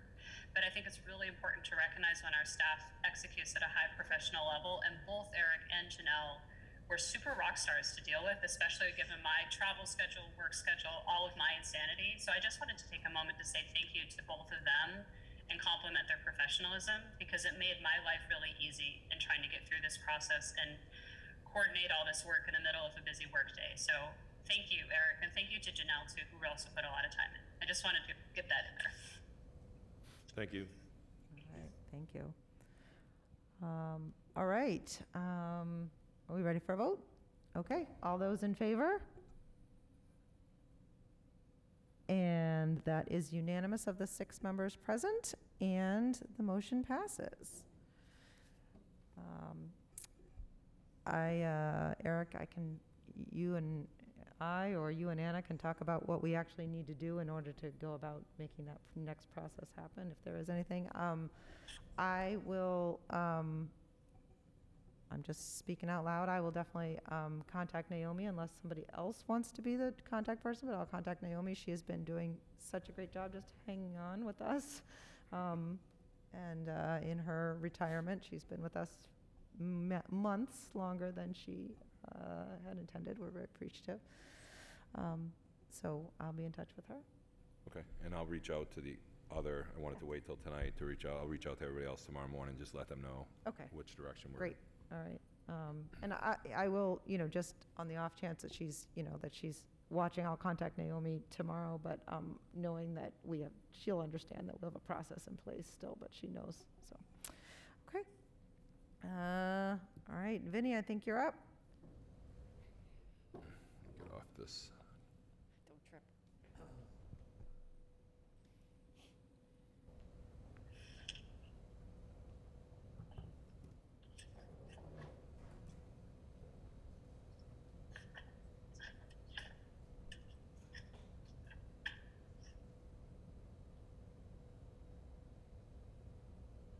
Do we need to turn Anna around, or is she going to be able to see it on her? That's okay. As long as it's just the handout from the exhibit, Okay. Vinny, I printed it and have it, so you're good. Okay.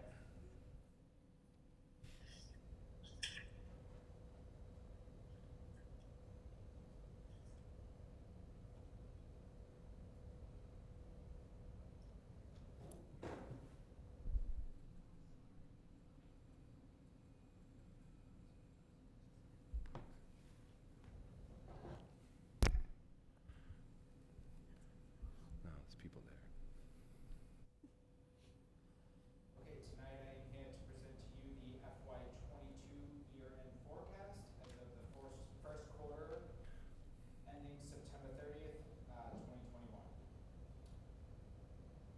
So some budget realities that I faced while conducting this forecast is the fact that only 25% of the fiscal year has passed.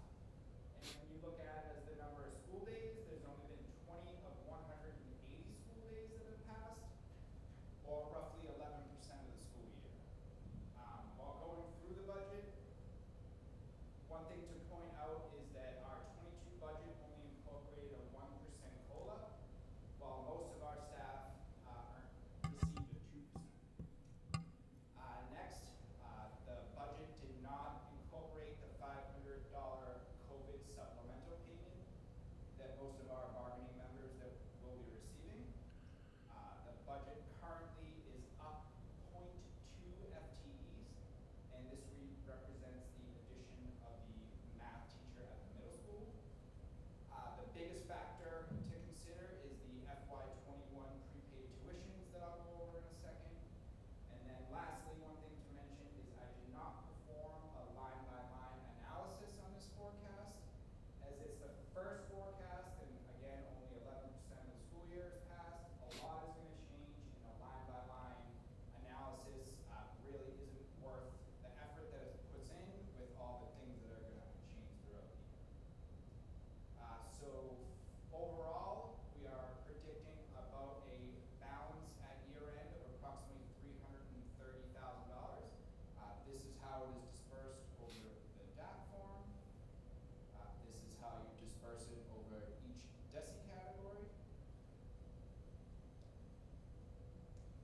So to go into prepaid tuitions for a moment, at the end of FY21, you guys authorized us to prepay tuitions. At the end of 21, we prepaid roughly $1.09 million in prepaid tuitions. So what this means is we used FY21 unspent funds in order to cover unbudgeted or unforeseen expenses in FY22.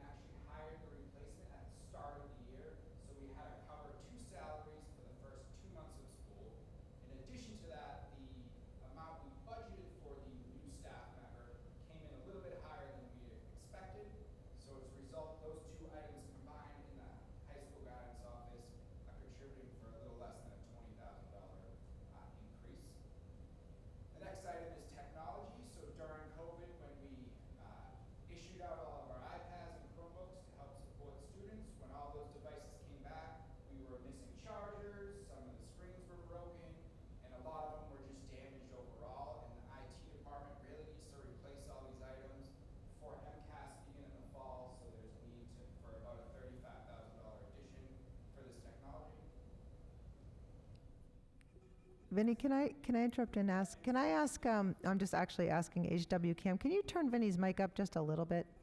Talk closer, sorry. Thank you. So the next item is their strategic plan. As many of you know, we did add $20,000 in our strategic plan budget for 22. Now I feel like I have to step out, sorry. But majority of that money was spent on the portrait of a graduate. So if we want their strategic plan to move forward, and if we are going to contract it out, we needed about estimated $40,000 for this. The next item is about an additional $52,000 for contracted services relating to maintaining students in district. In order for us to not send them out of district, we had to contract out more services. This is costing us about an additional $52,000 from now to the year end. The last item on the list is tents. As some of you know, a lot of the tents were covered by the ESSER grant, but the ESSER grant wasn't approved until October. So from the beginning of school and the end of August to the beginning of October, we can't apply the cost of those tents to the grant, so the general fund has to pick that up. So in all, I'm estimating about an additional $660,000 in unbudgeted expenses. So add the two together from a big picture perspective. We prepaid about $1 million in tuitions at the end of last year, and we have about $660,000 in unbudgeted expenses. So this is where I'm coming up with our roughly $335,000 predicted fund balance at the end of the year. So that's kind of the overall budget presentation. The next few slides are around the transfers. Just to walk you through the first one.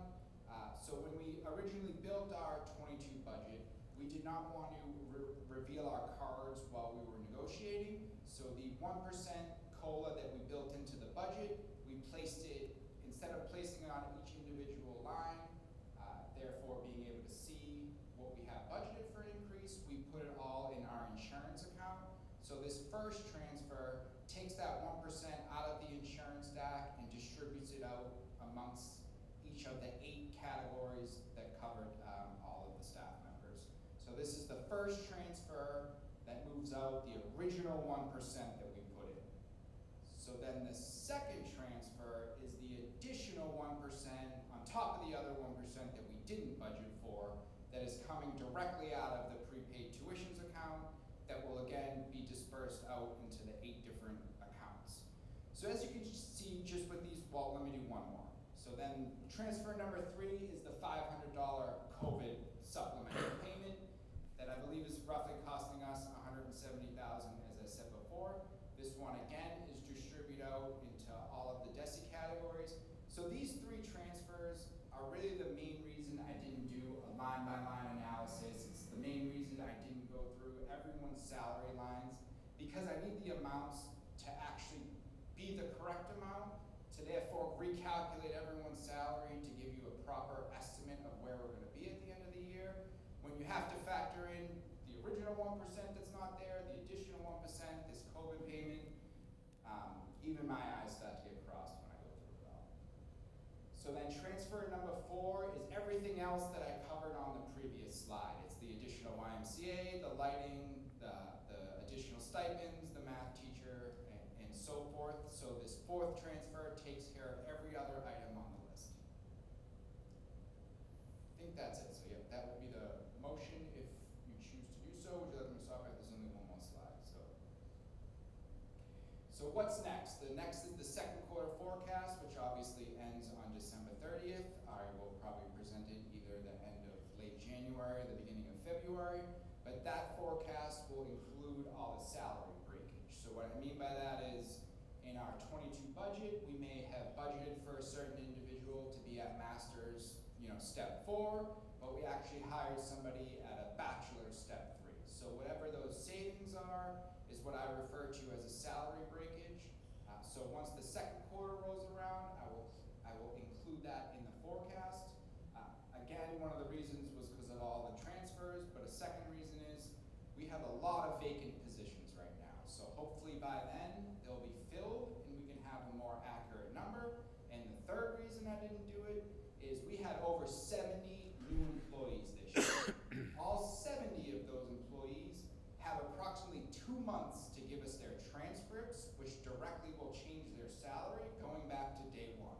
So even if I went through every person, most likely there's gonna be about 40 of them that change between now and the next 3 weeks, which again, the time I would spend on it, not to say it would be worthless, but would have to be all done over. The second item is health insurance. So during the second quarter, I will go through and do an analysis on who took insurance and who did not during open enrollment. Again, this relates to the 70 employees. They have until the end of September to give it to us, so they're not going to be properly reflected on our health insurance bill until October.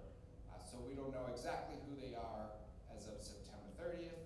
And then again, the second quarter will include a line by line analysis where we will meet with every department head and kind of go through their budget and their lines to properly reflect the forecast for the second one.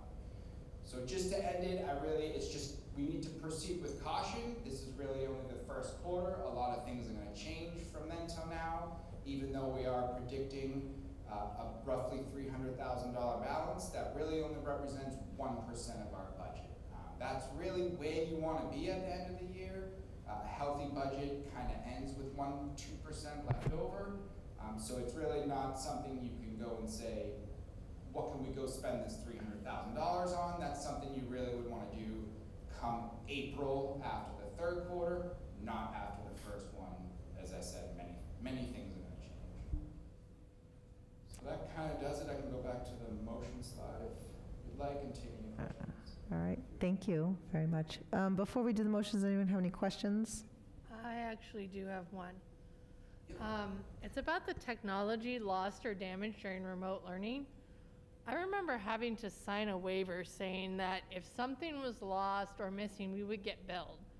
Yes, so we did bill a lot of people, but some of the stuff was kind of just wear and tear that we didn't appropriately, charge them for. So a lot of the technology that we did disperse was already 4 or 5 years old. So by the time it got back to us, it wasn't so much that the student broke it, it was just that it's now past its useful life, but we didn't really have a handle on that technology until it all got back to us. Okay. So yes, we did bill out some people, but a lot of people who left during COVID also left without paying their bill. So. Fair enough. Anna? So I have a few questions and a couple concerns. Some of this makes sense to me why it's unbudgeted, right? The COLA and the COVID payment are clearly in the category of things that we hedged and the contract came out different. So those I'm actually not bothered by. I'm not bothered by the out-of-district placement. You can't control that. A math teacher here, a stipend there, the salary in the guidance office, some of it makes sense to me that it's quote unquote unbudgeted. And Vinny and Superintendent Tracy, this will sound critical to you, but it's not meant to be personal at all. But there are some of these things, I just don't understand why it's unbudgeted. And maybe that goes back to Mary Beth Banos, or maybe it's on us, or I just don't know. But I don't understand why we would have not foreseen the lighting auditorium problem and built that into the budget. I don't understand why we would not have foreseen that the technology might need to be replaced.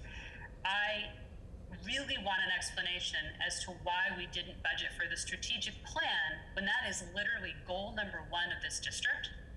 And I don't understand why we don't have that in the budget when that was literally the first goal, ends with the strategic plan. So I can accept that we have some unbudgeted things due to COVID. Same thing with the tents. I mean, we kind of foresaw that we would need tents. I don't understand why we're not using ESSER funds for that. I also am still really unclear as to why we didn't use all the ESSER funding for the YMCA camp.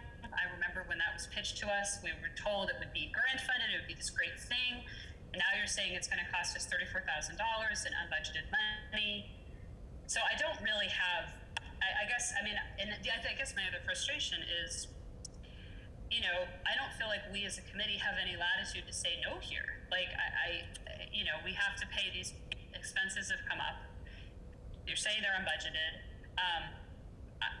But I'm looking at this and I guess I sort of want an explanation especially on the things that I guess I feel like we should have been able to budget for. I do not understand the strategic plan. I guess if it's not part of the budget, then why is it not part of the $40,700 that's under the superintendent contracted services line item?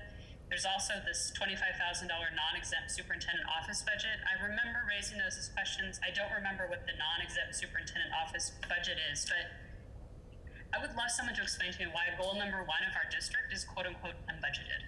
How did that happen? And how do we fix that?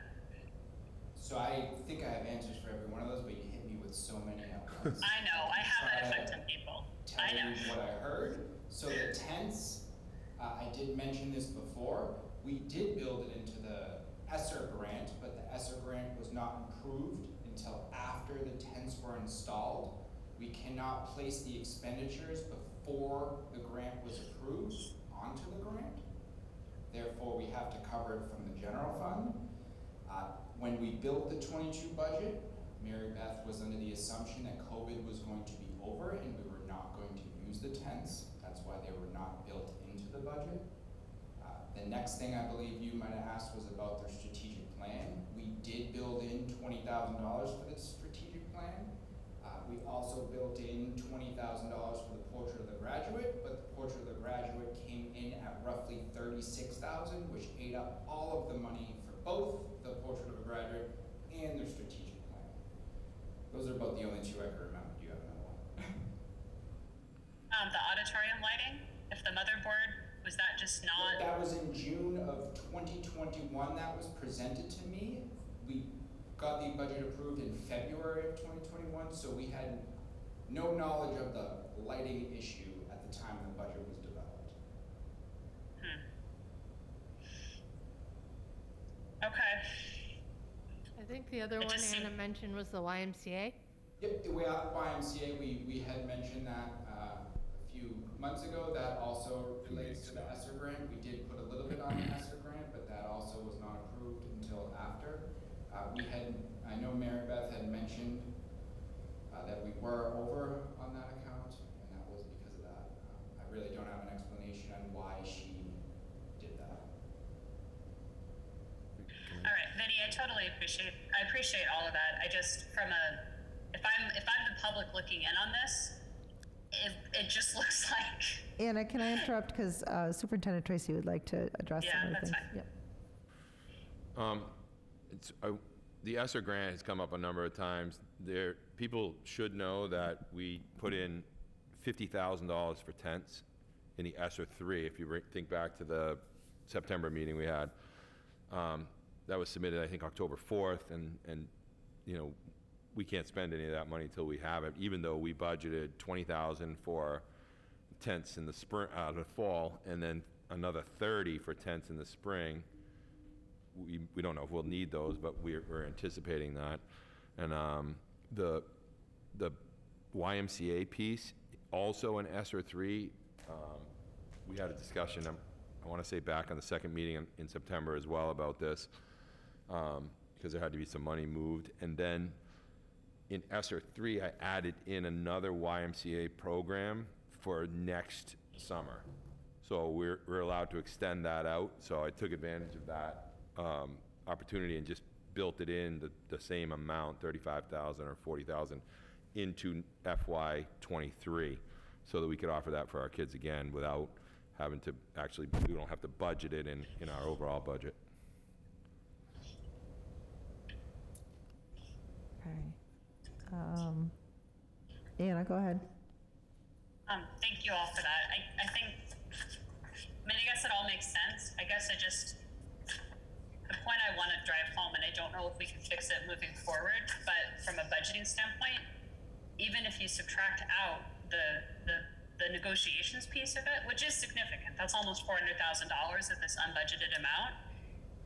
It's really frustrating to see that we have all these unbudgeted things. It makes me question, like, well, what on earth did we budget, right? Like that's a significant delta of what we budgeted versus not.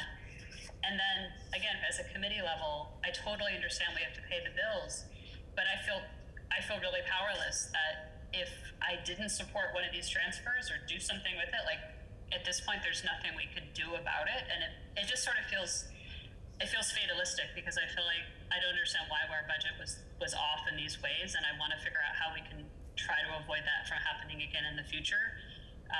Especially things that had nothing to do with COVID. The COVID stuff is different. I mean, I don't know. I'm frustrated that our budget is off by this far so early in the year.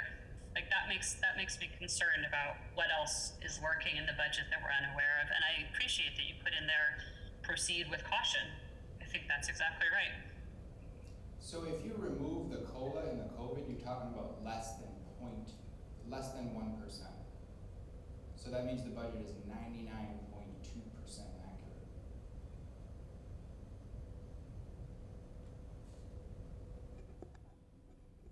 Okay, thank you.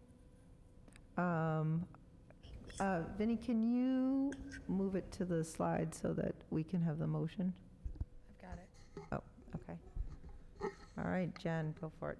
I move that the Hamilton Wenham Regional School Committee approves the fiscal year 2022 operating expense budget transfers as recommended herein by the Assistant Superintendent of Finance and Administration and as presented on the previous slides entitled Transfer Number 1, Transfer Number 2, Transfer Number 3, and Transfer Number 4.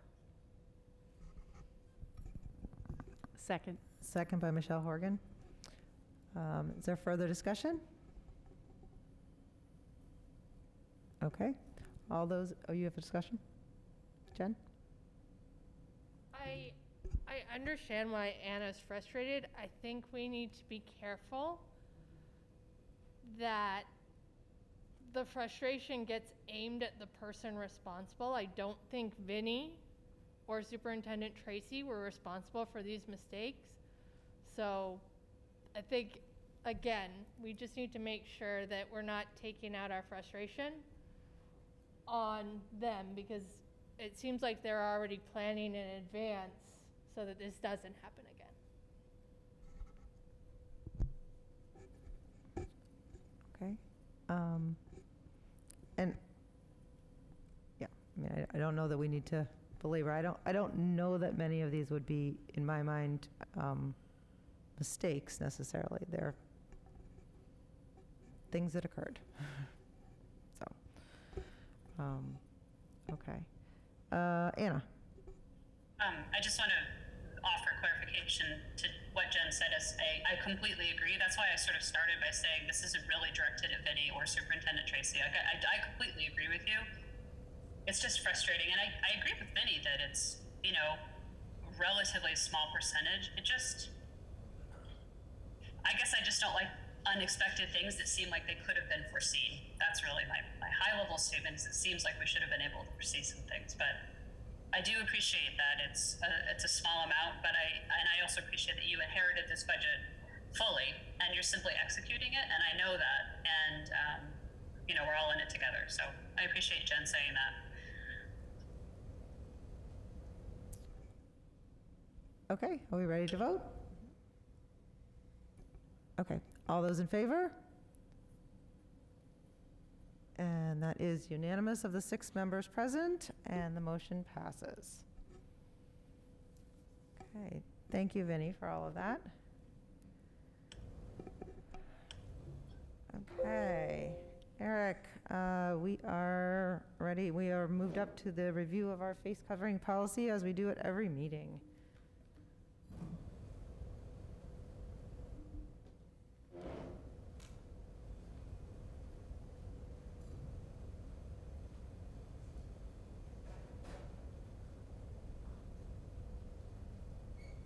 Do you want to put that one up?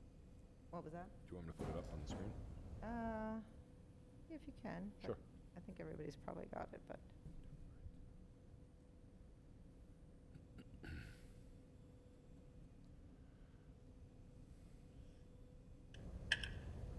Anna, Eric is just putting up the data dashboard, which I think is Exhibit 2. Yep.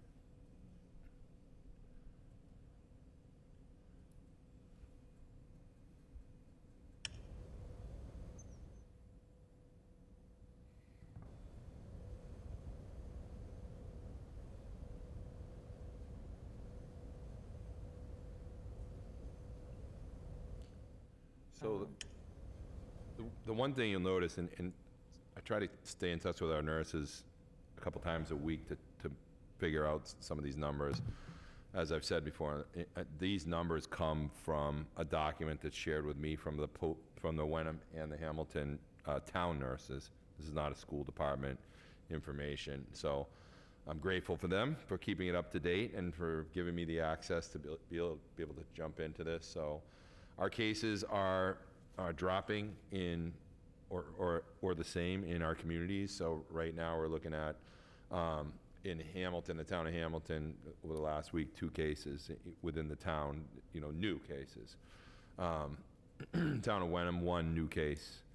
And then the aggregate, over a 14-day period is 10 cases, 0.7%. Positive cases at the school in the last week, 0. Pool testing, the last group was 126 pools. And then the percentages of vaccinations, you will notice the one that stood out to everybody was the Cutler, and the 80% range is now up to 96.84. Some of that is data retrieval. As I think I mentioned earlier, a number of our teachers don't live in the state. So if they got vaccinated in another state, they wouldn't come up in the mass system that our SNAP system is linked to. So with the recent policy decision that you made regarding requirement of vaccination, people have started to upload their cards into our SNAP system following the instructions that went out with that memo about a week after you had determined that stance. So that's where our data is, and again, we're not seeing a lot in school. We are seeing some cases at home, but not coming to school. They may get identified at home over the weekend, and they tend to keep them at home. There are a few cases like that around our districts, but there's been no huge increase anywhere within our system. So what we're doing is working. Okay. So are there any questions from the committee? Jen? Again, this is related to this. With the holidays coming up, do we need to develop or reinforce some type of travel policy for people who decide to go out of state for Thanksgiving and or Christmas? So I would say unless we're going to create our own town policy, there isn't a requirement for the state of Massachusetts or for DESE on travel right now. I mean, we would certainly recommend to people, please double check, get tested.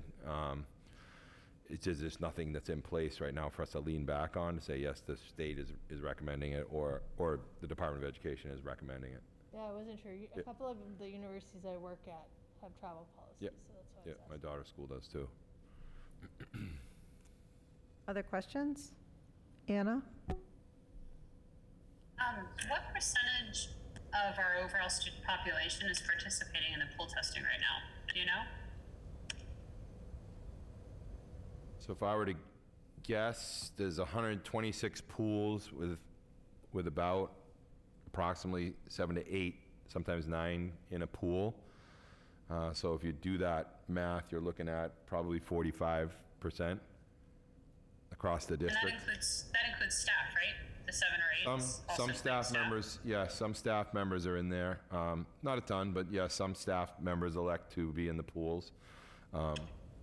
But I don't know, have an exact count. I could certainly get that for you, but.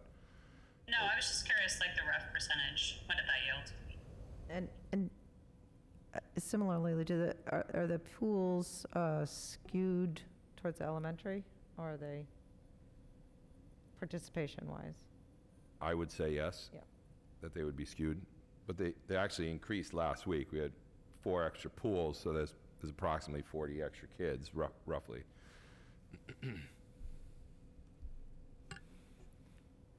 Other questions?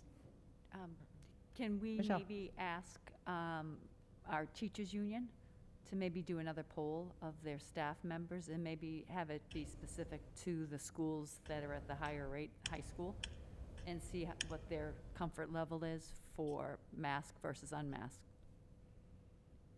Yeah, I can do that. Yeah, And again, it might, like Jen was saying, it might not make sense with the holidays coming up in the next 6 weeks. But maybe just get a pulse.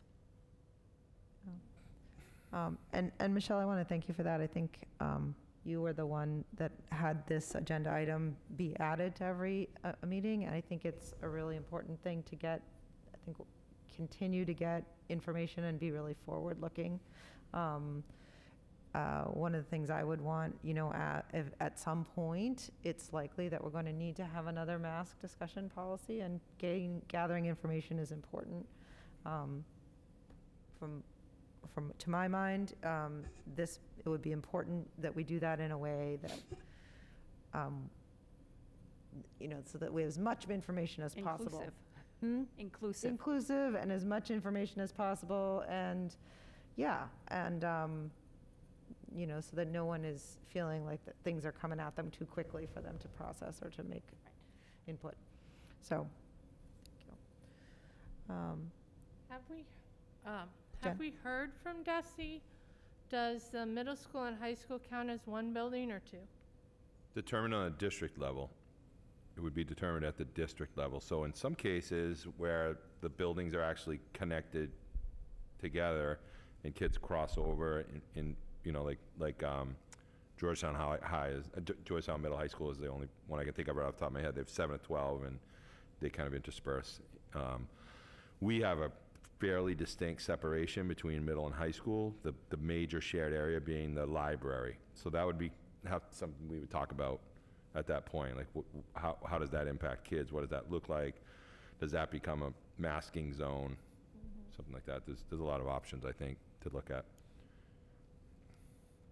And I know the kids are writing about it in their school newspaper, and they're reaching out to ask questions, and I think it's important to give them a voice in the conversation. I think, you know, maybe along with the staff, kind of reaching out to people in the community as well, in the school community, to get that kind of general feeling of masks versus no masks would be important, if that's all right. Yeah. Okay. Thank you. All right, next up is an update on the district goals.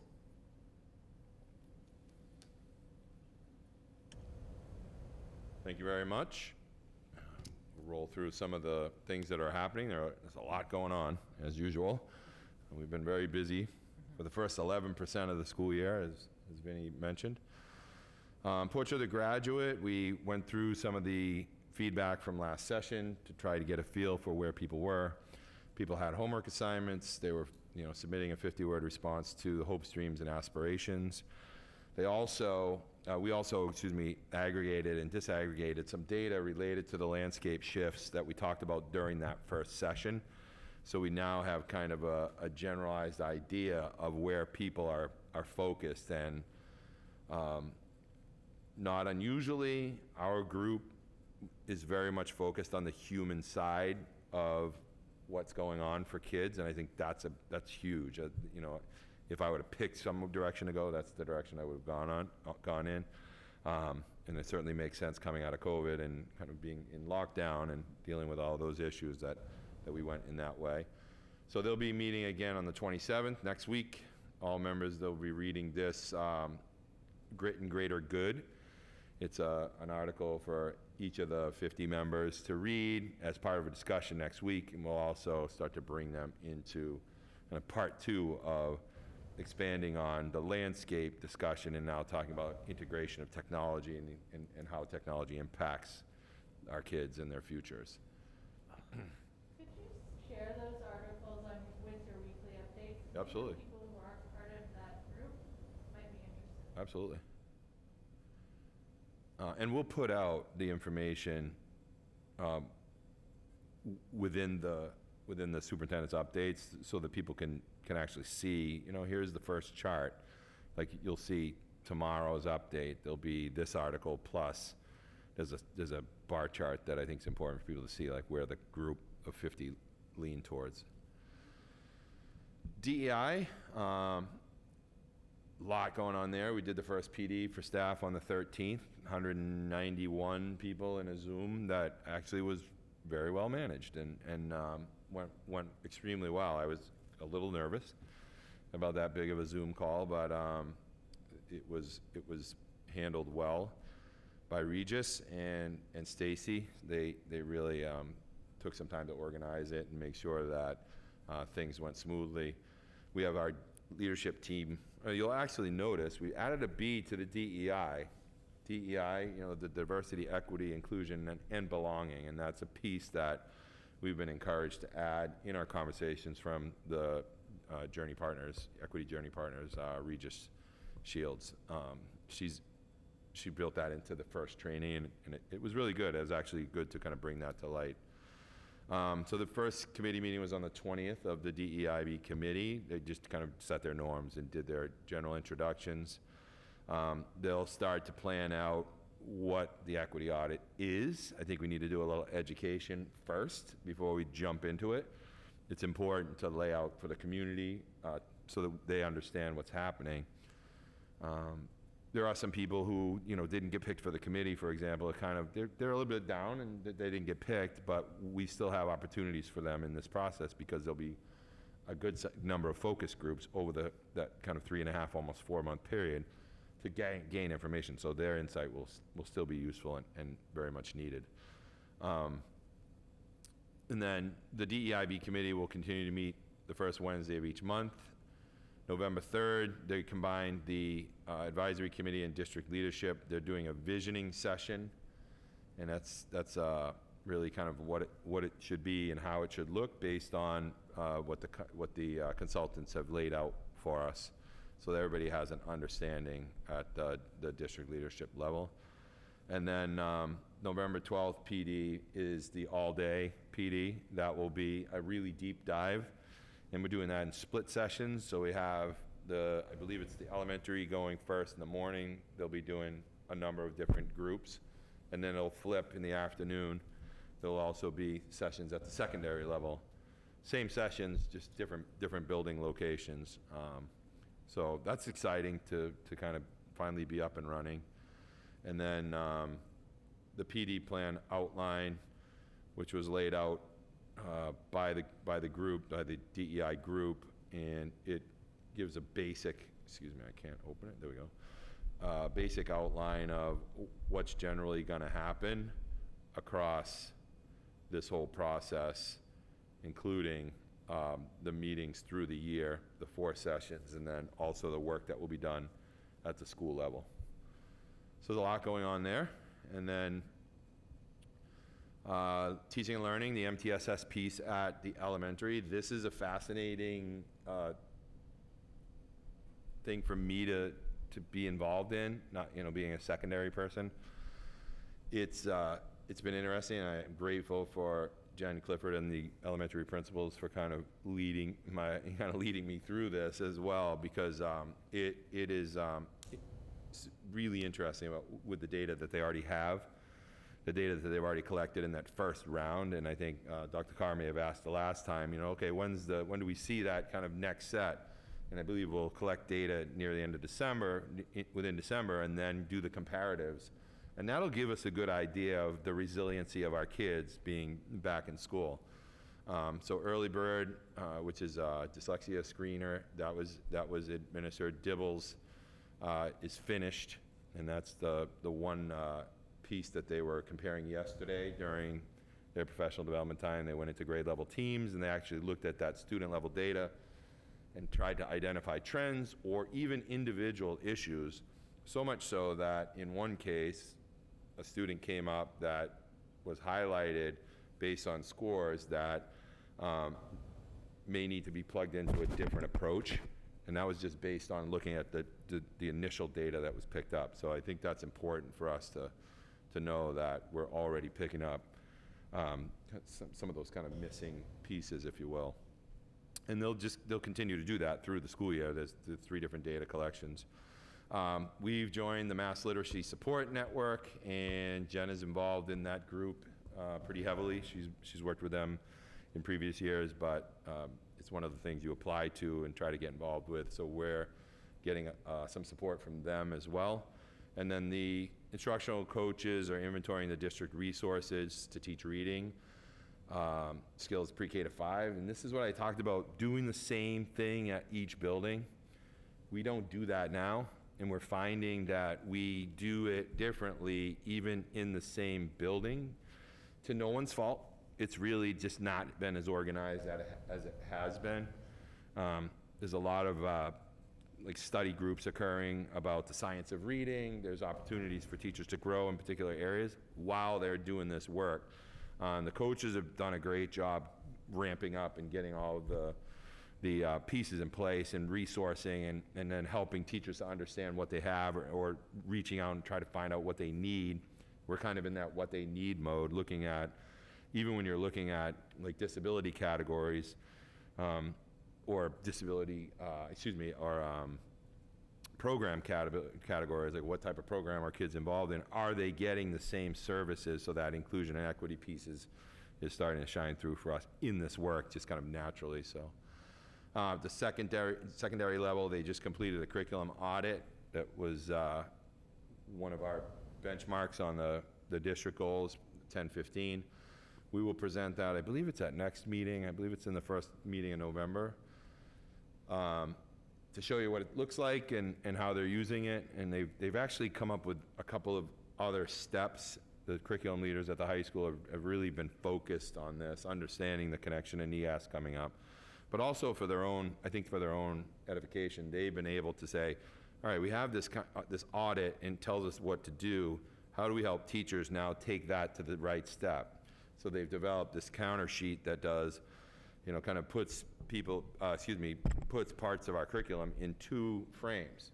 And they happen to be kind of in a red mode or a green mode. If you're in green mode, you're really just kind of continuing to update. If you're in that red mode, there are some things that are missing in the UDB charts or something missing in the design of your overall lesson. So that work continues. And again, the action plans that are being developed under the leadership of the curriculum leaders and the middle and high school principal, they have taken that piece over, the curriculum piece, and really starting to kind of get it super organized enough so that they can lay out their timeline. And they need to also work with the PDC, Professional Development Committee, to find enough opportunities to do that work during our Wednesdays when we have that time period. So that's where they're at now. The World Language Study Group, they had their first meeting, and it was kind of generalized introductions, and here's where we're going. Second meeting, drafting questions that they want to send out so that they can get a kind of an overall picture through the community of what parents, students want. They also are reaching out to other districts to see what types of models they have in not only similar districts, just localized districts. They may be bigger school systems, but they just still want to identify what kind of models are out there. And then the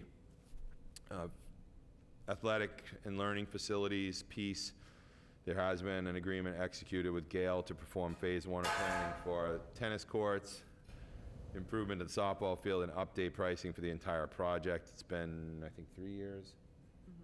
It was almost 3 years, so it needed to be updated, plus the addition of the tennis court and the softball field were not in the first one, so there was money set aside to do that.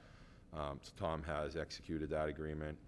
And then working with the facilities group and identifying some community volunteers to take part in some of the work, and that'll be occurring along this kind of new trajectory. We have to start actually opening up the door to say, what type of fundraising will occur, what community aspects will be involved, how do we connect to them. I got to tell you, from my perspective, I've learned that we as a school district have some wounds to heal. There are some sore spots in both communities related to past treatment, and I think that's important. And I've in every case so far, I've requested to meet with boards individually where that's come up, because I think it's important to hear them out, find out what kind of the grudge or what they're upset about, and then to build on that. So that's part of this process. It's actually helpful to me to get into boards that I wouldn't otherwise be connected to, but that can help us in the future growth of the district. And then the MSBA, the project, Zoom meeting was last Friday, and they just got general information from us and kind of talked us through the process. And then yesterday, we met with them at the Cutler School and toured each of the elementary schools over about a 2-hour period. They video things like places that we want to identify as, look, this is an issue, these are problematic areas, these are some things we're having trouble with. And then we'll continue to fill them in on data. So now we're playing the waiting game for the next 10 weeks. And that will be, we'll have a determination of, yes, we'll invite you in the process, or reapply again in March. So, and of course, we'll get feedback from that whole process as well. But we're keeping a positive eye out for it. I think we're going to, positive energy, as we say in my house. We always want to be thinking positive. So I think it's a good opportunity for us to kick this project off, because no matter what, it's going to be 5 to 7 years out. It's still going to be a long ways out, and there are a lot of discussions that will occur, not only with us, but also in the communities before we even get there. Again, that whole transparency thing. What does it mean? Why are we doing it? What does it look like? How do we kind of meet the requirements of the regional agreement, et cetera, et cetera. So there's kind of the bigger picture will come once we hear back from MSBA. And that is it for this week. Okay, that was a lot. Thank you. There's also, the schools are actually running too. So in case anybody is wondering, like, the teachers are going 100 miles an hour, really doing great things in the classroom, and all of these things occur outside of the classroom. These are not taking over for anything. So it's important to note that people are putting in the time, and I appreciate it. There's a ton of work going on here, and I think it's important for us to recognize every time people are doing that, they're really above and beyond, working hard towards these goals.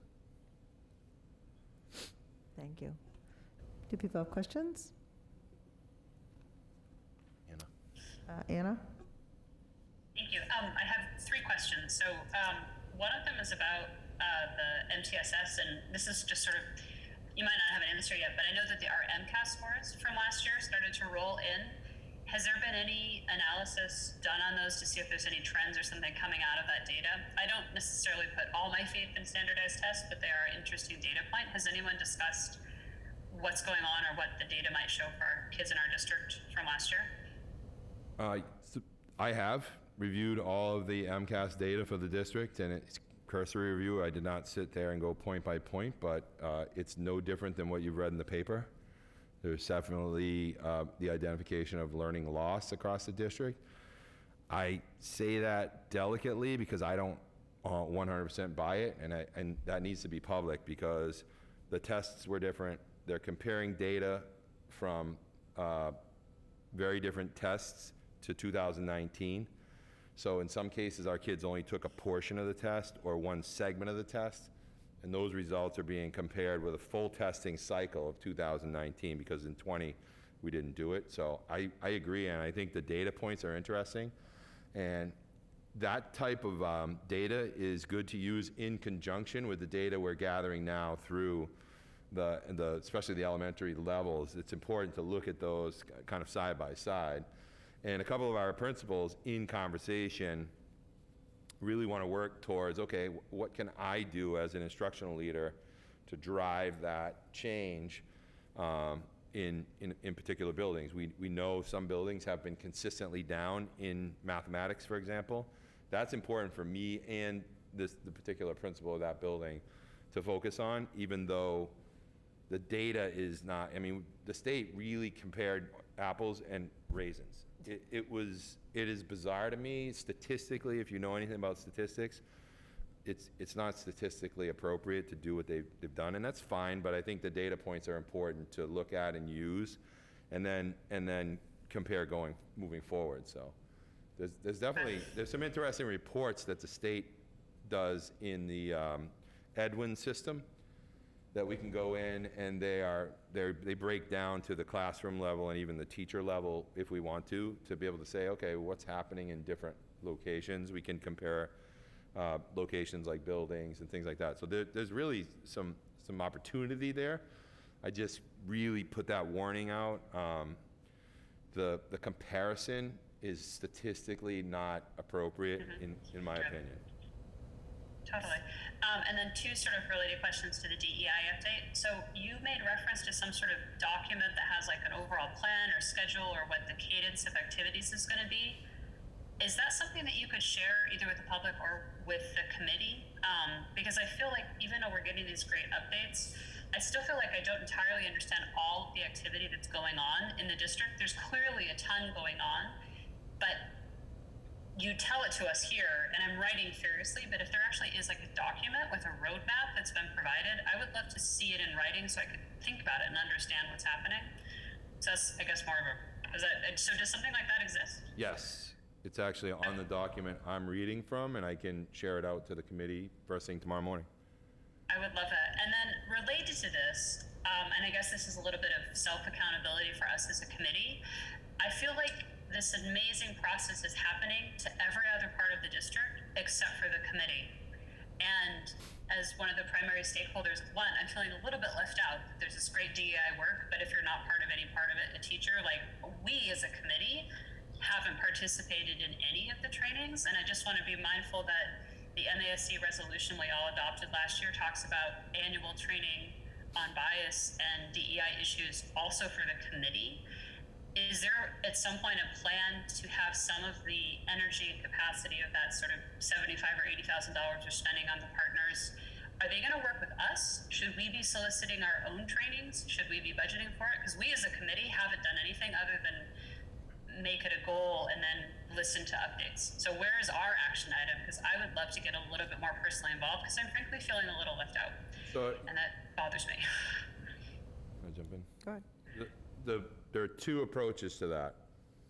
You could do it as a committee, but I would suggest you join focus groups and be involved in the focus groups, because I think it's important for not only you to hear kind of what the community is saying, but also to be able to kind of give the community your feelings and opinions around those things as the drivers of what's going on. And certainly there will be opportunities for school committee, if you want a singular specific training, we can set that up there's no issue with that. It's not a problem. We really want to do this as a community, and in that sense, inviting you into those processes as a member of the community rather than as a member of a school committee. But if you see that differently, please let me know, and we can make the adjustment. It's not a major issue, and I think we'll also see some opportunities as we get into the equity part of it for school committee members to be parts of that as well. Yeah, I mean, that's great. I guess one thought is sometimes you're going to get a little bit of different input from the community if a school committee person is there or not there. So, I mean, I think we should. I feel like it's more of an and or a both. And then the other thing is just in terms of our own accountability, we've all sort of pledged that we're going to do this. We're going to do training annually, but right now there's no way to measure that we've actually done that as a group. So maybe that's a discussion for a future topic or a retreat or something. But I think it would be good for us to walk the walk. We're asking all these other people to go through training and do the work. I think it's really good for us to also do that ourselves, not necessarily as like part of the committee. Like, I think the school committee needs to do its own training and do its own work, and so far we haven't actually undertaken that as a discrete item. So, topic for future meeting, maybe. Go ahead, Eric. So, one of the things I would say to that is I will make that happen. I don't want it to just float away. We will make it happen. We'll make sure it happens, and certainly, I do want you to be involved in those community level discussions as well. Just as community members, as people who have children in the school system, I think it's important. So we'll do both. Yeah, I want to echo what Anna said, because I do feel like I've been hesitant to participate because I don't want it to look like it's the school committee organizing this committee, right? So I feel a little conflicted on what my participation should be. But I completely agree that we set it as a goal for us as on a committee level. So we need to own up to that and have accountability. Absolutely. Have accountability for that. But thank you for inviting us into the focus groups. So. Okay. right. Other questions or? Oh, wait, one more question. So when they are doing the audit, is the audit really just, is it talking to the community, doing surveys? Is it targeting people, calling people on the phone, going into schools? What is it, or we don't know that? It'll be a combination of We don't things, know but that yet, the yeah. primary piece of it is in-person focus groups. Okay. So there'll be targeted focus groups that they'll invite people into, and they'll be led by Equity Journey Partners, and they have a process that they use already, and we'll do that for different groups. So student group might be separate from a parent group, might be separate from, maybe even a secondary versus an elementary type of a group. So I think that's part of the DEI committee's work, is to lay out what that looks like. And even though we have a general proposal from Equity Journey Partners, like this is what this should look like, which we're going to publish out in the next probably month or so to say, here's what an equity audit is, here's why we're doing it, and then kind of lay out that piece of it. I think it's important for us to educate the community, because without that education, people might take a side that may not be appropriate for really when we're just kind of gathering data and looking at it, kind of looking inward. Okay, thank you. Okay. Looks like we're ready to move on, I think. Okay, committee reports. Capital Finance, do we have a report? Yeah, that would be me. Okay. So we did vote in new officers for the Capital Finance Committee. I got nominated and elected president, and Julia got nominated and elected as secretary for the group. Okay. We heard a presentation on an energy performance contract review on how much energy we are wasting and how much we could be saving by updating things like solar panels and LED lighting and elements of our heating systems. We went through the budget with Vinny to discuss the COLA and some of the other issues that were there, and we did a capital needs assessment review. Great.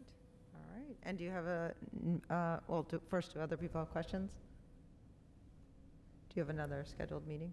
Yes, November 10th. That's also the day we'll be meeting with the other two town boards. So it's the tri-board meeting as well. Okay. Oh, my question is, when do I need to submit the minutes? I try and do it within two weeks. 2 weeks. Sometimes that doesn't happen, but. Okay. Okay. Thank you. Policy, do we have an update? We will next time. We meet on Monday. We have a massive agenda, so policy will have all kinds of fun things to talk about, but we're meeting on Monday at 6 o'clock. The agenda was posted. Okay, thank you.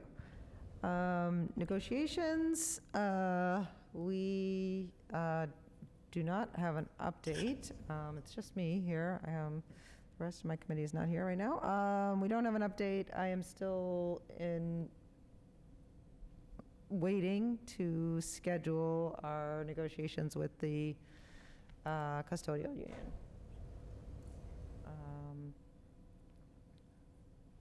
And I'll let you know when that happens. Okay. Okay, my chair's report, I think, one thing I do want to let you all know is that I will be not here at our next meeting because I will be attending the MASC conference, which when we did the schedule, we did actually know that it was a conflict, and the schedule just didn't really allow for any other thing. So I will not be here, and I think Anna will be running the meeting. She's looking ready for that. Excellent.